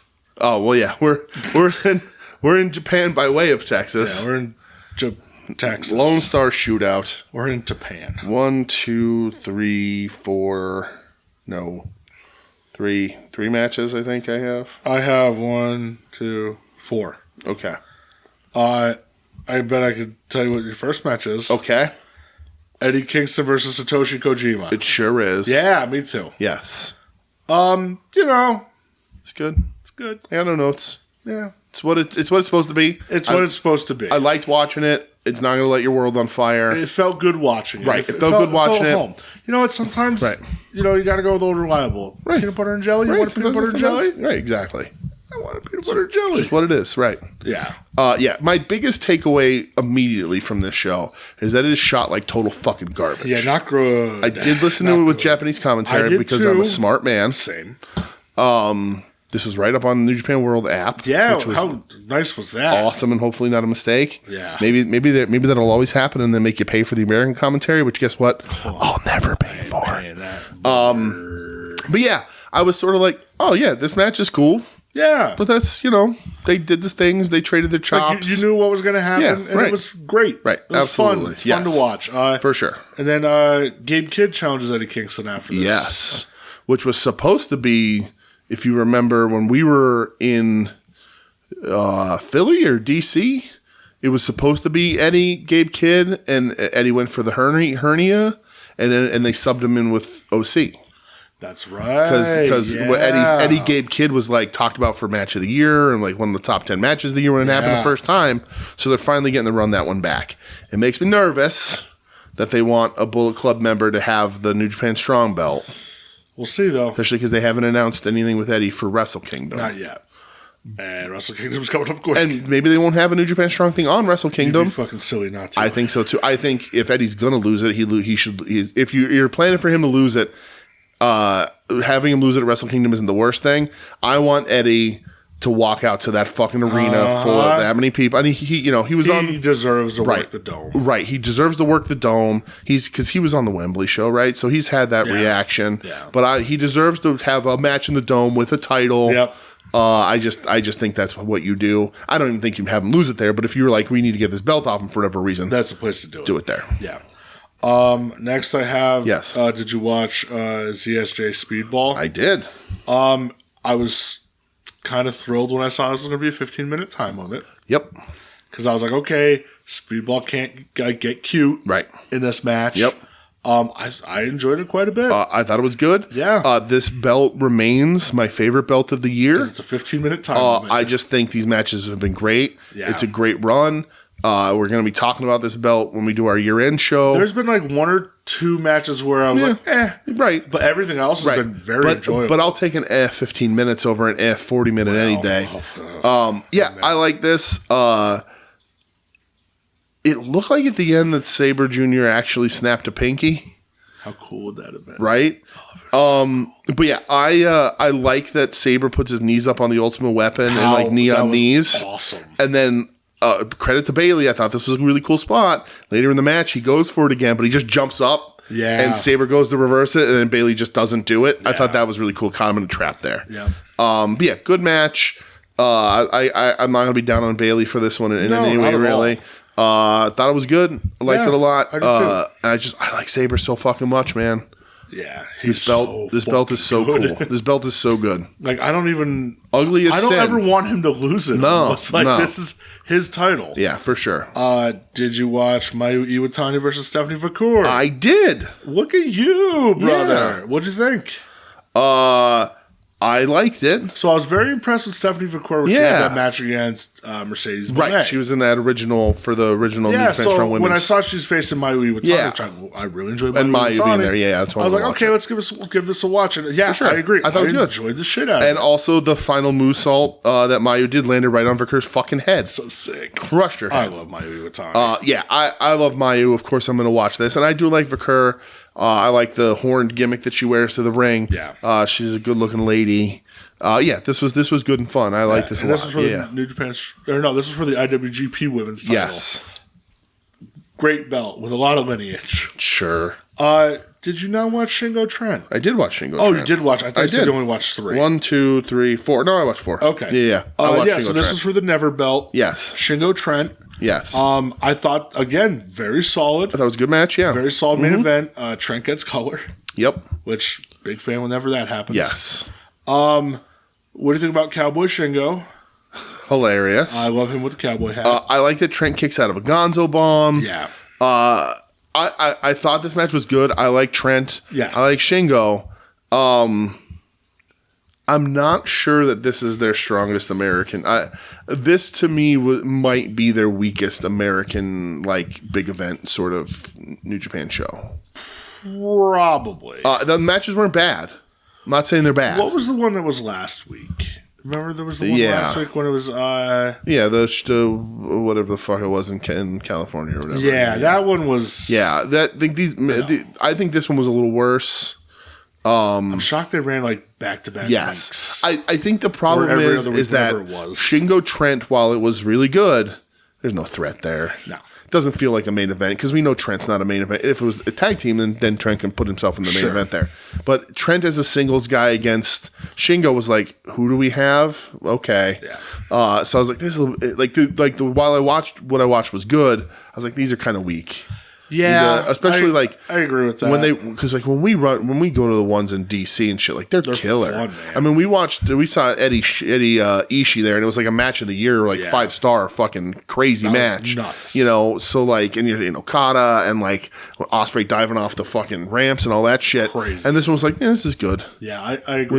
Which is weird for these. So it's are you doing too many? Do you just not have stuff booked? Are you just trying to make ticket sales? I think this was a case of why are we doing another one so fast? Yeah. It's kind of weird. Right. I don't know that this one Eddie Kojima's great, fun matchup, but when I look back at some of them that I think were really cool, I'm like, they usually used to have one big statement match, like Despy Mox at that Music City Showdown, all that, and this one didn't have that. There was no statement match here. That's actually very spot on. Yeah, there wasn't a statement match on this show.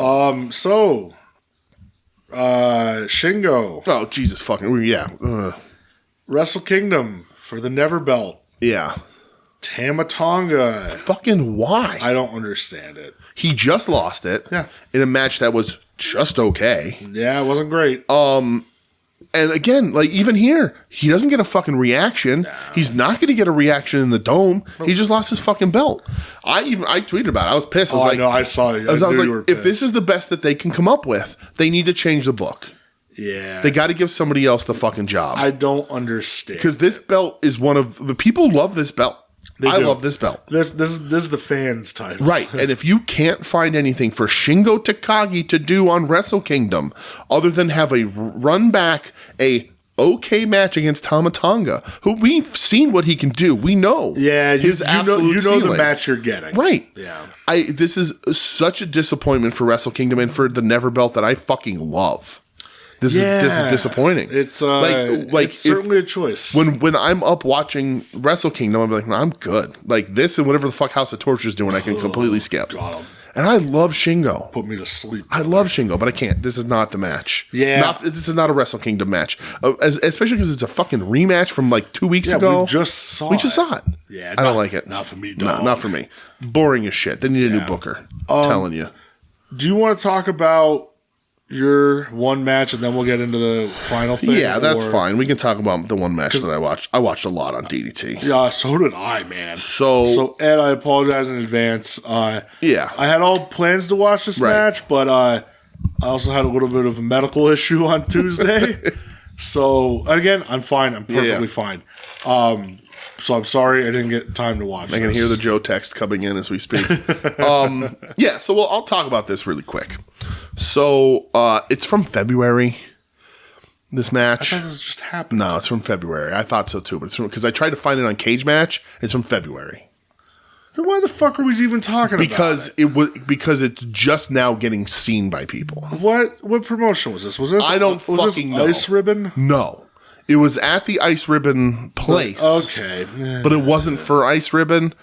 I don't know. A lot of people are talking about this fucking match. It's Gentaru versus Arakan, who was Kenichiro Arai. Kenichiro Arai was in Tory Monitor, a baseball gimmick. So I was like, okay, I'll watch this. People are very excited about it. You had to like DM a guy to see it, and like he was charging for. I don't fucking know. A speakeasy or some shit. Exactly. But people were talking about this. It's a 61-minute. What people said Iron Man match, but online everyone says just 2 out of 3 falls. I don't know. People were saying that like it looked like they messed it up and they made it an Iron Man match midway through. I have no idea. Japanese commentary, you can't tell, right? Nope. But it's 61 minutes in front of like 30 fucking people, and everyone was like, "This is a match of the year contender. Everyone's gonna be talking about this, and nobody's gonna see it." And people are trying to send it to Meltzer, and like, "Oh, let's see what Meltzer has to say." Did you like, hey Meltzer, did you watch this match? It's a match of the year.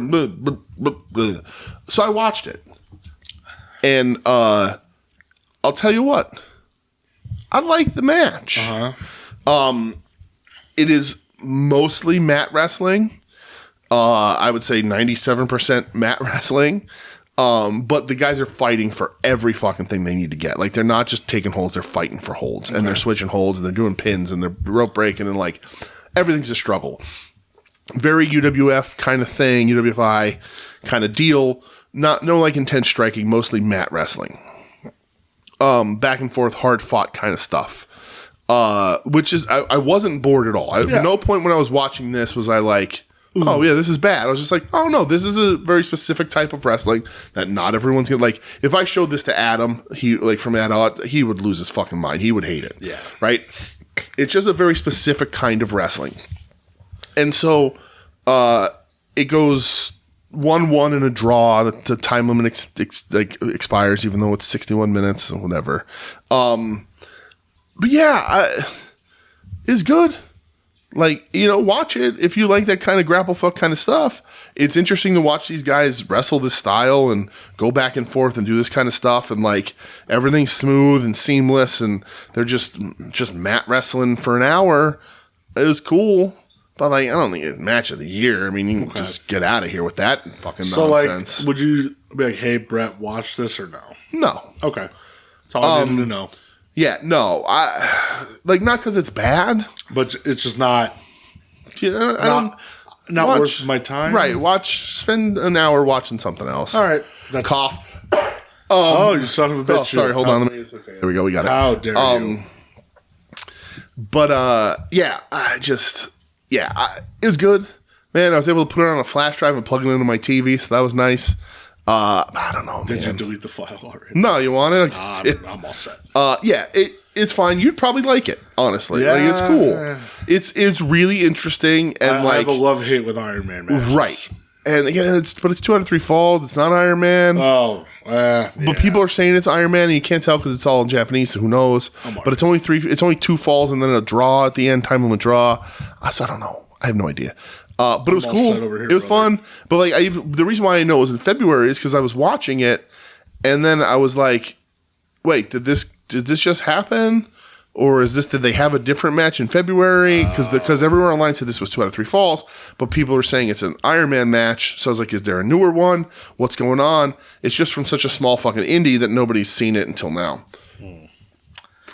I'm all good. Ed, I hope you liked it, buddy. I liked it. But it's not even going to sniff my top fucking 25 of this year. I know Ed was like, hey, are you guys going to like cover the Heat Up 10th anniversary? We ran out of time, Ed. I'm sorry. Got bumped next week. Yeah. I legit, I wouldn't have been able to watch it this weekend. Yeah. My week was fucking nuts. Sorry. You know what? I was actually maybe I don't think it was Tuesday night. I someday. think it was Monday night. I was battling like a migraine all night. One Were day. you? Yeah, it was killing me. So I ended up watching like no wrestling one night either. Yo, Monday, like after work, I was so productive. I'm like, all right, I got shit to do next couple days. Shit's gonna be great. Like I shaved. Yeah. Because it's a project. Right. Sure. And then Tuesday is when I was just like, Right. death. Yeah. But yeah, I don't know, man. Like, if anybody wants to see it, I'll direct you to the place.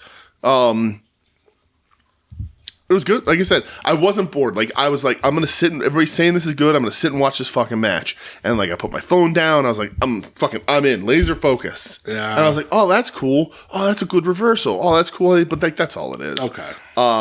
Yeah. If I didn't have a slight attachment to Kenichiro Arai from Torimon, I probably would have blown this one off. Would you be like if you're saying this is match of the year, match whatever, you're a hipster? Oh man, do I want to? I mean, I know that word gets thrown around a little bit, but I think there's definitely an element of people that will say this is match of the year to sound cool. Okay. All right. That's all I needed to know. To be like, oh, my match of the year is from this small indie. Okay. That makes sense. And it's good. There's nothing wrong with the match. I was absolutely entertained for the 61 minutes that it happened. But it's not. But you can name a bunch of matches. I will never talk about this match ever again. That's all I need to know then. Ever again.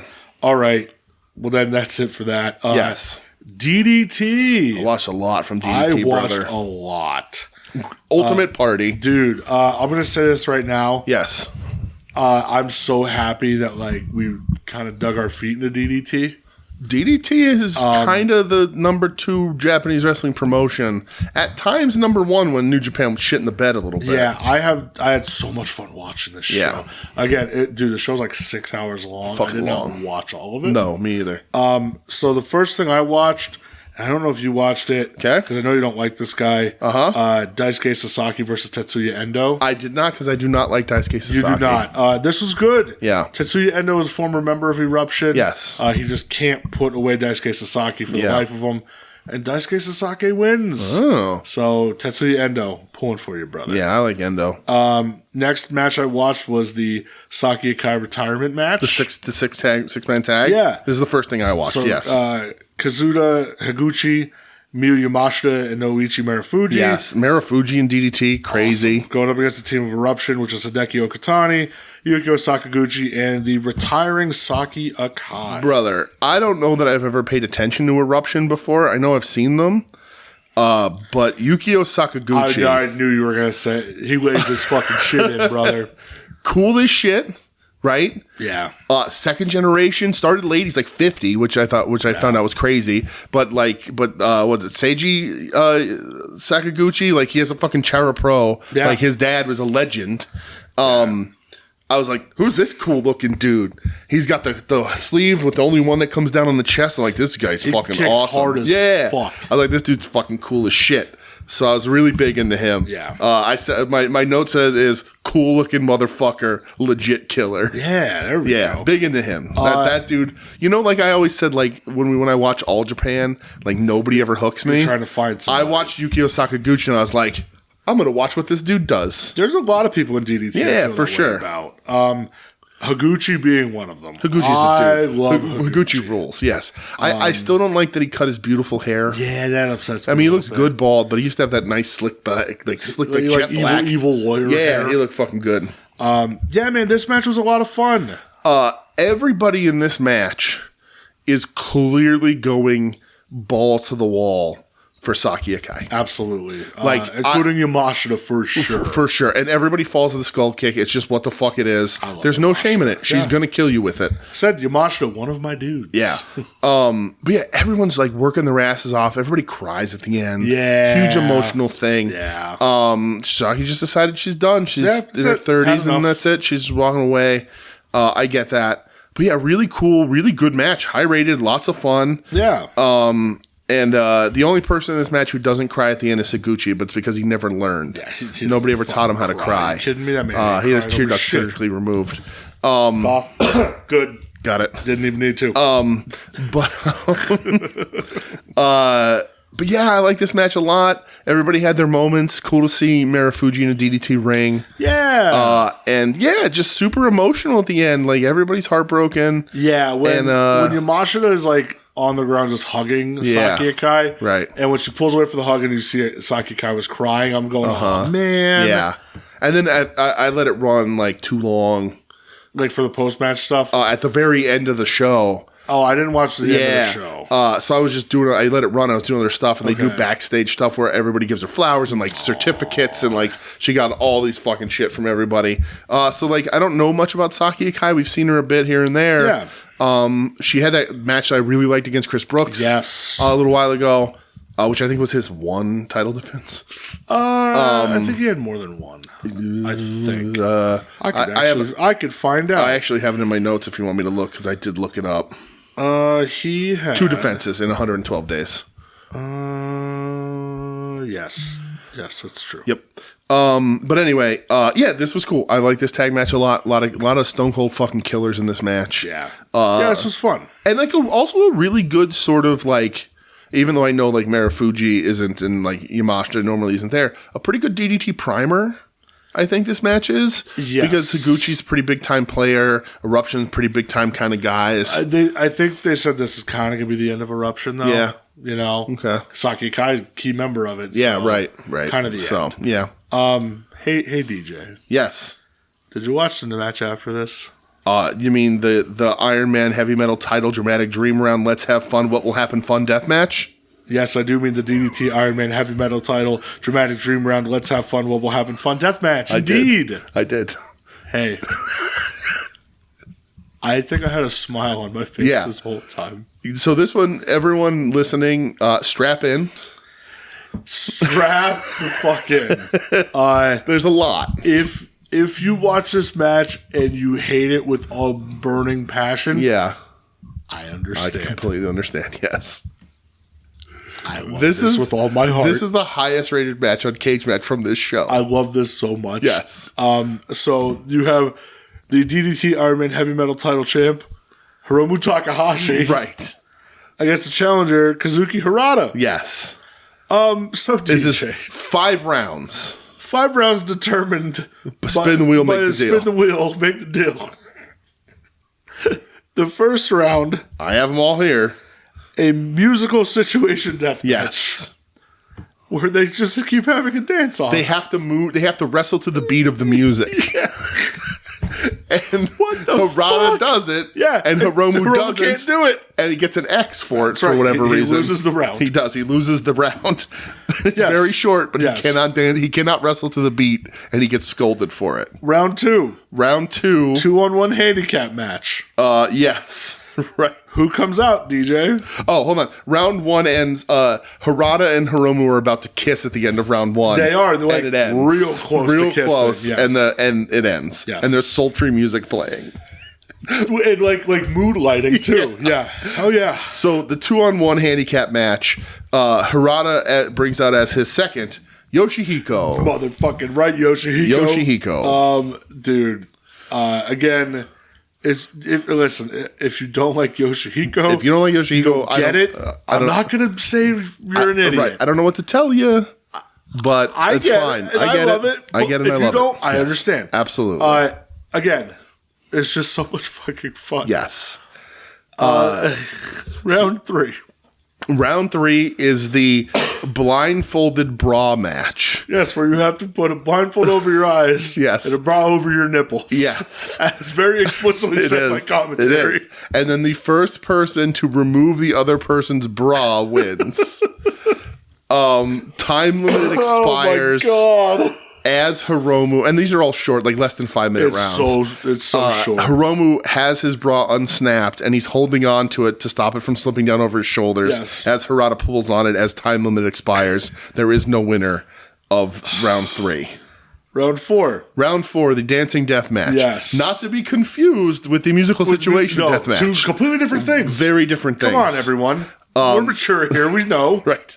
The dancing death match is whenever you put on a pair of sunglasses and the music plays, you have to stop what you're doing and dance. You have to dance. You have to have a dance off. And Hiromu does not want to do it, and he throws the glasses away. Boo. Right. Hiromu, boo. But then that is followed up by the 5th round. Hiromu, not a fan of the dancing.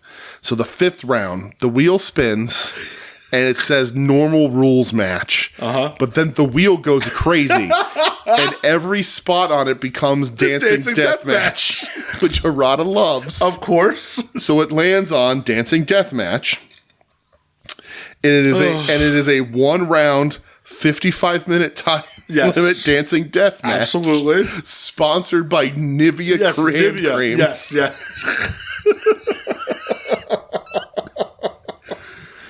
They do the dance-offs. They have a wrestling match. It does not go 55 minutes, of course. It surely does not. Hiromu does win, and he is awarded a giant Nivea check or something. Wasn't it like a 3-year supply of Nivea? Right, and two pump bottles. He's holding 2 pump bottles of Nivea. It's fucking insane.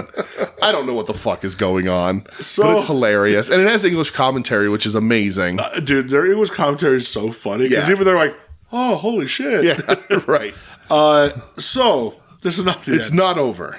Because there is technically a second match and then a third match that happens. Yes, so as Hiromu is laying on the mat, after he won the match. So Hirata is KO'd. Yes. And Hiromu lays next to Hirata, holding the IWGP Junior heavyweight belt. And Hiromu has successfully defended the DDT IronMan Heavy Metal title. As he is laying on the mat with the IWGP Junior Heavyweight title draped over him, the referee counts to 3 and awards the new IronMan Heavy Metal title to the IWGP Junior Heavyweight Championship itself. The IWGP Junior Heavyweight Championship belt is the DDT Ironman Heavyweight Metal title champion. DJ, when I watch this, and I tell you, I laughed so hard. And Hiromu can't figure it out. No. And so then the belt is sitting there. And then we have another match. The belt is in the ring.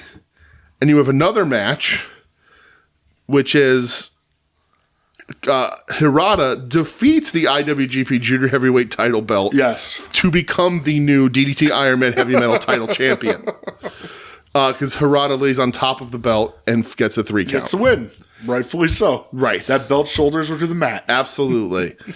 So at the end of the day, Hirata walks away, not beating Hiromu Takahashi, but not beating the IWGP Junior Heavyweight Champion, but beating the IWGP Junior Heavyweight Championship belt. And then Hiromu tries to roll Hirata up. Yes. To win the title back, but no, Hirata kicks out and runs out of the ring. Yes. And then Hiromu does a little dance. Yes. And then Hiromu leaves. Did you see after the match? No. Hiromu is leaving up the ramp. And from pheromones, Sexy Dino sneaks up behind him. Oh, yeah, and he kisses him, kisses him. For a very long time. Walk up the ramp together, kissing. Yes.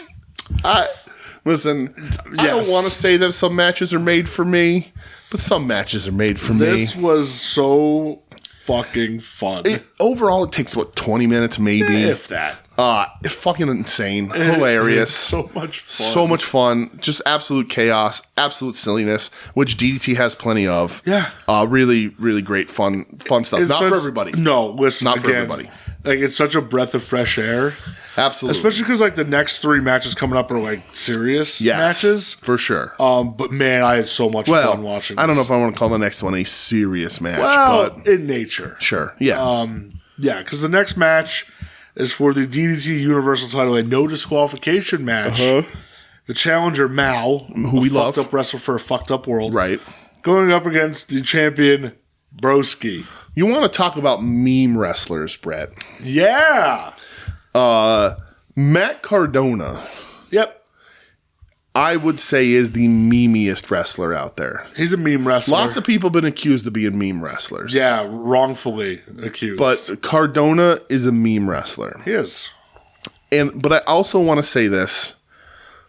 Steph DeLander might be the single smartest professional wrestler to ever live.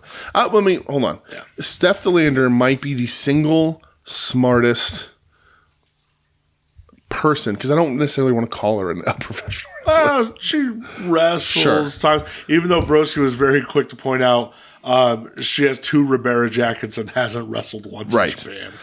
She seconds him in her full gear. He's got a gold mask. Mask was cool. I thought it was a cool mask. But here's the thing about Steph Broski DeLander. almost died in it, but it was cool. I'm going to say these things about Steph DeLander. I hope that they don't get spread around the major because people will come at me.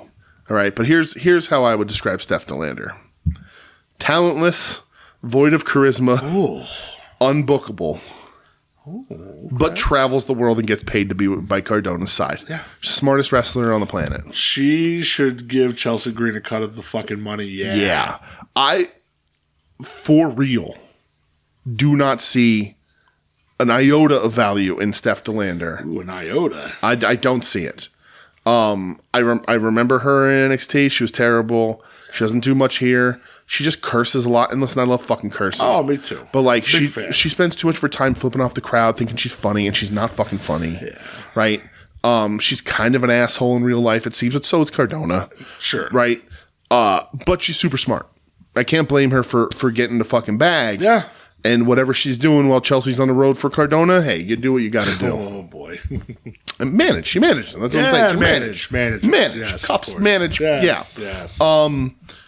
So the first move of this match is a radio silence. Yeah. Because he's a fucking meme wrestler. There's a ton of cursing. There's a ref bump. Of course there is, because it's a Broski match. Because it's a Broski match. And that's the thing. This is the Broski formula. Right. And that's the thing about Broski. Like, and Adam was talking about this a couple weeks ago. And, like, I loved being at the Showboat for that GCW show. It was incredible. Right? One of the best, like, live matches I've ever seen. So much fun. And, you know, Adam, I think, said this last week or the week before, like, you know, he's like, oh, they all left there being Cardona fans. And I didn't leave there being a Cardona fan. I left there having a lot of respect for him. Because he fucking went for it in that match. And I respect him, right? Yeah. But, like, for doing that. But what he's doing now is stealing money. Yeah. Like, I don't see the appeal, right? He's juiced up to the fucking gills. He's like not funny. Like, he's almost personalityless. Maybe that's what Tony Khan signed. Oh, Jesus Christ. He's almost personalityless. Like, all he just does, like, when he's there is just curse at the Japanese fans. Like, I'm the fucking indie god. I have this new gear that I can turn into an action figure. Right, here, exactly. You know? And you can see, like, we don't talk about it much on here, but, like, a lot of people have been talking about it. Like, GCW's fault. They're not who they fucking were. Sure. You're going to book Alberto Del Rio versus Joey Janela. But anyway, or not Andrade, not whatever. Sorry, I got Del Rio in the brain from earlier. I hope Andrade goes off. Right. That's all I'm saying. Right. But, like, the GCW's fallen off, right? We called it when it happened. That Hammerstein show was the death rattle. It's been downhill since then. Yeah. But, like, I don't get Cardona's appeal. But clearly people do. He makes a lot of fucking money, right? People like him. He does his thing. He's carny as fuck. He will never be for me. But like, he's doing all he needs to do to get paid. So, like, I can't fault the guy, right? No. Like, that's kind of carny up and being wrestling what it should be, right? It, you know, is to get paid. Right. But he, to me, is no better than Ice Rink Honky Tonk Man going on before intermission. Sure. So he can do his gimmick. Listen, if that's what you want to be, more power to you. That's fine, right? Yeah. But everybody takes the piss out of Honky Tonk Man for it. Everybody took the piss out of Tito Santana. Yeah. You know, everybody takes the piss out of all these old dudes who aren't in WWE anymore. They're just like, I'm not bumping tonight. You know, I'm going to go over. I'm going to wrestle in a t-shirt. I'm going to do my gimmick at intermission, and I got to be home before this show is over. Sure. You know, Mr. F and being not watching Matt, all that shit. Everybody takes the piss out of all these old vets for getting on the indies afterwards, making their money doing minimal shit. And that's fine. Do it. I fucking love Honky Tonk Man. Absolutely. Honky Tonk Man, one of my favorite fucking indie ice rink memories ever. Right? Hit up Doug for that. Right. But, like, Cardona is jacked to the gills and doing the same shit. It's not any different to me. But he gets celebrated by like a certain sector of indie wrestling as being this great fucking guy at it. It's really weird. But whatever. He's doing it and making money. Can't fault the guy, right? I can't. Right? Can't hate on it. He is doing the absolute little that he needs to do. He's doing the exact thing as much as he needs to do to get the money that he's making. Absolutely. So it is what it is. But Yoshihiko becomes the new ref in this match after the ref bump. and eventually leads to Steph Delator throwing Yoshiko into the crowd because I think Cardona hits Yoshiko, so Yoshiko's fast counting. Yeah. It's really funny. It's so fucking ridiculous. It's so ridiculous. I love Yoshiko. But Mao wins with the radio silence onto 3 stacked plastic boxes, which I thought was really cool. Yeah, it was awesome. Good for Mao. And good for Mao. I like Mao a lot. I think Cardona had 1 defense maybe of this belt, maybe none. He didn't win it that long ago. That was when he hit that gusher against Makito and Korakuen, which is nuts. Right. So Mao's cool, and it's good for Mao. Sort of getting I up always there. like Mao. Yeah, Mao's awesome. But Cardona I just don't. I don't really. Like I watch when he's in Japan because it's different. Yeah, right. You know. I don't seek out his indie stuff. Right. Listen, and again, more power to him, man. Sure. The goal of a wrestler is to do as little as you can and make the goal of anybody is to do as little as you can and make the most money possible. And he's certainly doing that. Yeah. So next match. Yes. Chris Jericho. Yep. And Konosuke Takeshita. Yes. Jericho had his working pants on here. He did. He looked good. I thought he looked good. I thought he looked better than he does. Good for Jericho lately. And that's what I mean. Yeah, he looked good. Good compared to what AEW Jericho for Granted, you're in there with Takeshita. Right. Who is like just such an underrated dude. The thing that Jericho did here that he doesn't necessarily do in AEW is he bumps his ass off for Takeshita. He really did. Taking like the Blue Thunder bombs like it was nothing. He took the Blue Thunder bomb off the top rope. The sheer drop brainbuster to the concrete floor. Yeah. The super Blue Thunder. Yeah. He takes a good superplex, although it was second rope. Yeah. Or whatever. The biggest issue is that Jericho shouldn't have won. No, there's no reason for him to win. And he also wins with a Boston Crab. I know it's the Walls of Jericho, but like you could have put on the real Walls of Jericho here. There was no reason for him to win. There's no reason. That's so weird. There's no reason for him to win. I understand from DDT's standpoint. You're right. It's holy shit. We just got Chris Jericho. Right. And that's sort of my thing here is that like, Chris, if you're listening, I too wish this was 1996 and in war. Absolutely. Right? We all. I wish that I could be watching Chris Jericho wrestle in war in the early and mid 90s. Sure. We all do. Absolutely. But it's not. No. And when he does some of those things that I've seen Jericho do, I'm like, yeah. He doesn't look bad. He doesn't. I didn't think he looked bad here. I think he overdid a little bit on some of the things that Chris Jericho can't necessarily do anymore. But that's fine. He bumped his ass off. Yeah, I thought this match was really good. It was really good. And then him and Jericho and Takeshita shake hands afterwards, which is weird. So like Takeshita has 2 losses to Jericho in a week, which is weird. But whatever. Different companies, pal, like you said. Yeah. Post match, before the handshake, Jericho keeps yelling, "Cut my fucking music," and nobody will, and he gets hot about it. Yeah. Which is really funny, so he can shake Takeshita's hand. It was really good. It was. This is probably the best Jericho match we've had in the past year. I wish Jericho. I do wish like he would have put Takeshita over. Yes, and then have like the handshake to show like, hey DDT, your boys made it. Right. You know. Right. That would have made made more sense to me. Right, and especially knowing he comes back and has another match there. Right. Who knows? Especially knowing that in 4 days later he was going to be in another match with them and his team was going to win, even though it wasn't Jericho didn't beat Takeshita, but still, and them shaking hands like if they shook hands with the Takeshita win, then that does make a statement, and then on Wednesday for Dynamite he can be like, I'm going to show them I'm going to beat your ass here, but whatever. Yeah. It's fine. It was a good match. I did. I enjoyed the shit out of it. Not my favorite on this show, but it was very good. I also enjoyed the shit out of this main event. Main event, yes. The KOD Openweight title, the champion, Chris Brooks. Yes, the big fan forever. You've been a fan day forever. one. Day one fan of Chris Brooks. Going up against the challenger, I absolutely know who he is. Yuki Ueno. Yes, Yuki Ueno. This match, it goes like a half hour. It does, yeah. I'll tell you what, man. I thought it delivered. I thought it was really good. I enjoyed the shit out of it. Yuki Ueno, new champion. Well, and it was sort of a big deal. Like this is the first time this was his like elevation to this sort of top of the card for DDT kind of thing. That moonsault that he hit off the balcony was gorgeous. Yes. Brooks takes a Frankensteiner from the top rope to the floor. Gross. Insane. Yeah. And I said this earlier. I like this match a ton. Yeah. We'll talk about some stuff that's going on.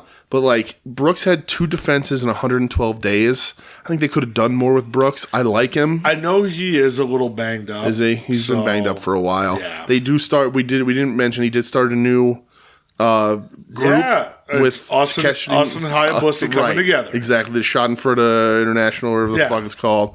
Or just Schadenfreude. There's a word after, I don't remember. But anyway, but also if you look at the history of this championship, most people have 1 or 2 defenses. Yeah. Higuchi had like 5. Like they don't. There's not a ton of people defending these belts. Like they sort of the challengers step up and take this belt more often than not. Yeah. But yeah, he hits the double best moonsault ever. Awesome. This was cool. I loved that at the end Brooks was just throwing everything at him. Yes. Like he hits the J Driller, which I forget what he calls it. I forget the name of the finish. Yeah. It's just a J Driller. Right, essentially. And then he almost does like a Gonzo bomb version of it, and he still can't put him away. Well, Innuendo wins with Brooks' finish. Yeah. Which is crazy. Yeah. So I enjoyed the shit out of this, good. man. This was really cool. We've been watching Ueno for a little while. It's kind of crazy with DDT because, I never looked at them as good wrestling. They weren't promotion. Really ever. I mean, they were because you think that's where Kenny comes from and all that sort of stuff. But it was mostly years ago. Goofy, right? It was always silly. It was always tongue in cheek. Yeah, a little sillier, much more in line with the Hiromu stuff. That's even a little extreme, but still more sort of on that side of what they were, as opposed to work rate, cool big matches. Yeah, and they've really changed. Really enjoyed their main event scene. It's been awesome. These there's all these matches on this. I take the piss out of Cardona, of course, but everything here was a lot of fun. Yeah, and really I had a ton of fun. Really good wrestling stuff too. Yeah, for sure. Yeah. So DDT kind of rules, man. DDT does rule. What are your matches? Oh, Jesus Christ. Matches. International. I really like that six man, the Saki Akai retirement match. I just like that. Everyone was ready gave everything they could for her, and Nakamura had WWE filmed a Nakamura goodbye thing for her. Yeah, that's right. Because after the match, they showed Tanahashi and Togi Makabe, right? And Nakamura did one in front of a WWE banner, all that stuff. Very cool. Clearly, this woman is super fucking respected, and they all went into this match emotional. Yeah, and really. Any one of them could have been we're just going to have fun and half-ass it. And every one of them was we're going to wrestle a good fucking match and send her out the right fucking way. So that one I really liked. And then,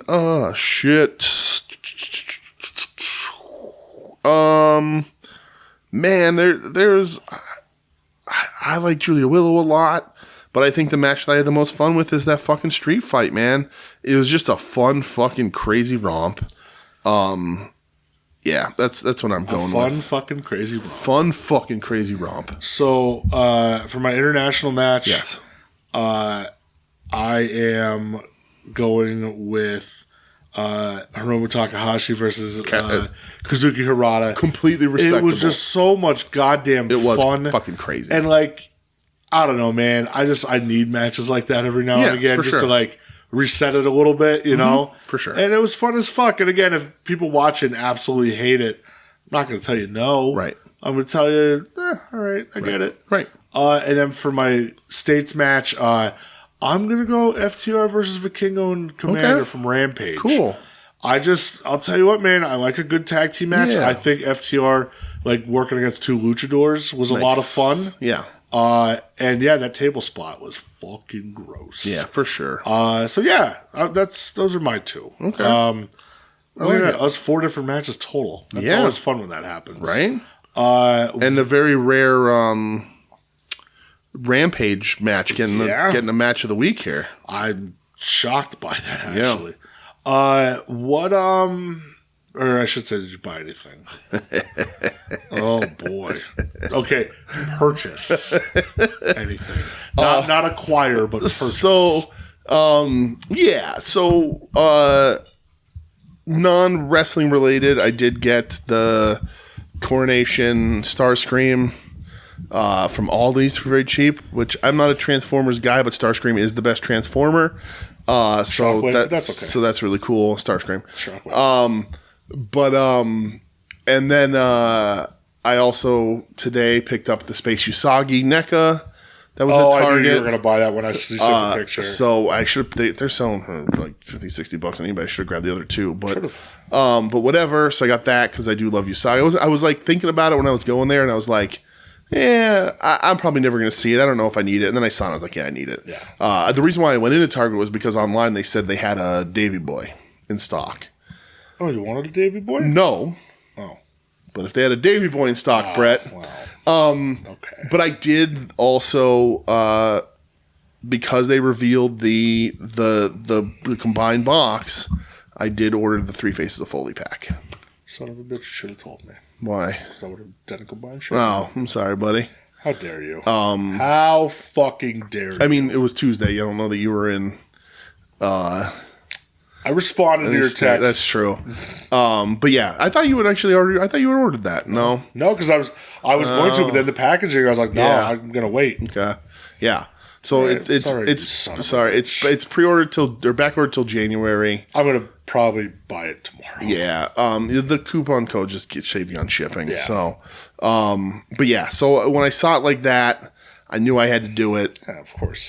Because then we're gonna have to go to Mick Foley now. Go Mick to sign it. Yeah. Super happy with the packaging. We were all worried they weren't doing it that way. Mick and they put it over on Twitter. Yeah. It looks super cool.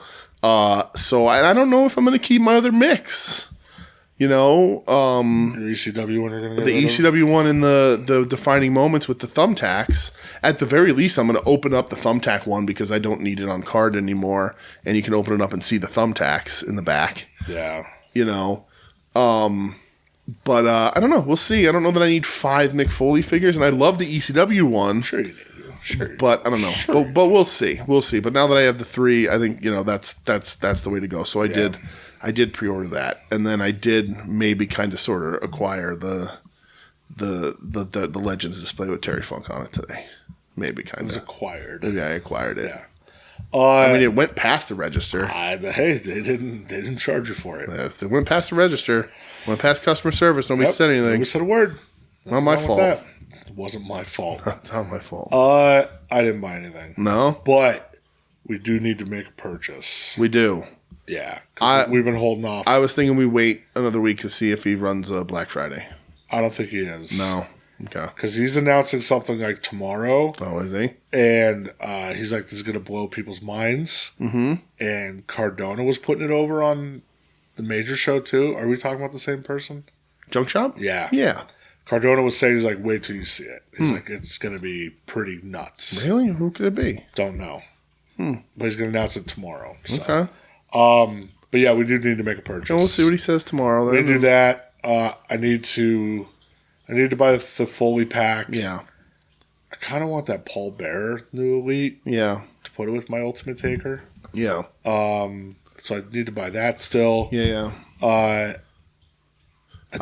tell you what about the Foley pack. The only thing that I'm going to say down on it, the individual boxes look shitty, but that's fine. Yeah. $100, $33 a figure, and they're just elites. Yeah, it's a little. That's a bit of a ripoff. Side exclusive. I don't care. I'm fully with you. That is ultimate price. Yeah. For I agree. It's a bit of a ripoff. Plus, I think AEW is going to reveal shit this weekend too. Yeah. I think so. Anyway. Yeah, maybe. And maybe I'll buy a micro brawler. You're obligated to buy that. That's going on sale for Black Friday, though, so you don't have to do that shit. But so maybe I'll talk about it next week. All right. But I don't have anything else. Next week, yes, is Thanksgiving. It is. So are we allowed to announce this on here? I'm not going to announce it. Okay. I mean, if other people want to announce it, okay, cool. All right. But keep your eyes on the feed and social media. It's all about friends. It is. And family. And food. Yes. And, maybe, I don't know, maybe we'll get together. See what happens. Yeah. Keep an eye on the prize. Yeah. Or your feeds. Oh, I thought you said feats, and I'm like, what? Yeah, no, I don't use campaign funds to buy OnlyFans. Oh, Jesus Christ. What I want to know what OnlyFans. Anyway, yeah. I want to know what. You think he said his dick to get rated? Yeah, 100%. Like, yeah. Here's $25. Rate my PP. Yeah, absolutely. What a fucking Yeah. Right. She should be like the rest of us and know that our dicks suck and shouldn't get them rated. Yeah, well, the rest of us and then some of us. But anyway, listen. I know what I got. I don't need you to tell me. But anyway, some say it might be Michelin rated. But just thought of the Michelin Man. But that's it. Thanks for listening. We're gonna do the plugs and we're gonna get out of here, right? That's all we have left to do. It. This has been We Need Wrestling. You can find us on social media as long as Twitter exists, I guess, until that falls into more of a cesspool. But at We Need Wrestling, email the show at WeNeedWrestling@gmail.com. WeNeedWrestling.com. All that happy fun shit. We're a proud member of the Soon to Be Named Network at STBN Network on Twitter, soontobenamednetwork.com, soontobenamednetwork.tumblr.com. Tons of other shows. At Odds with Wrestling, Longbox Heroes After Dark, Puzzle Warriors 3, Hayabusa teased a new episode coming soon. We'll see what happens. I did say in the month of November. That's true. So our other show, Wings on Wings. I don't even know, T&M shows with Final Wrestling Place and all that shit. Check all that out. Check out their Patreons. Check out all their shit. We'll be back next week. But yeah, stay tuned. Check your feeds and strap in. I don't know what to say. You're listening to the soon-to-be-named network, the Lamborghini of podcast networks. Knock it off, nerds!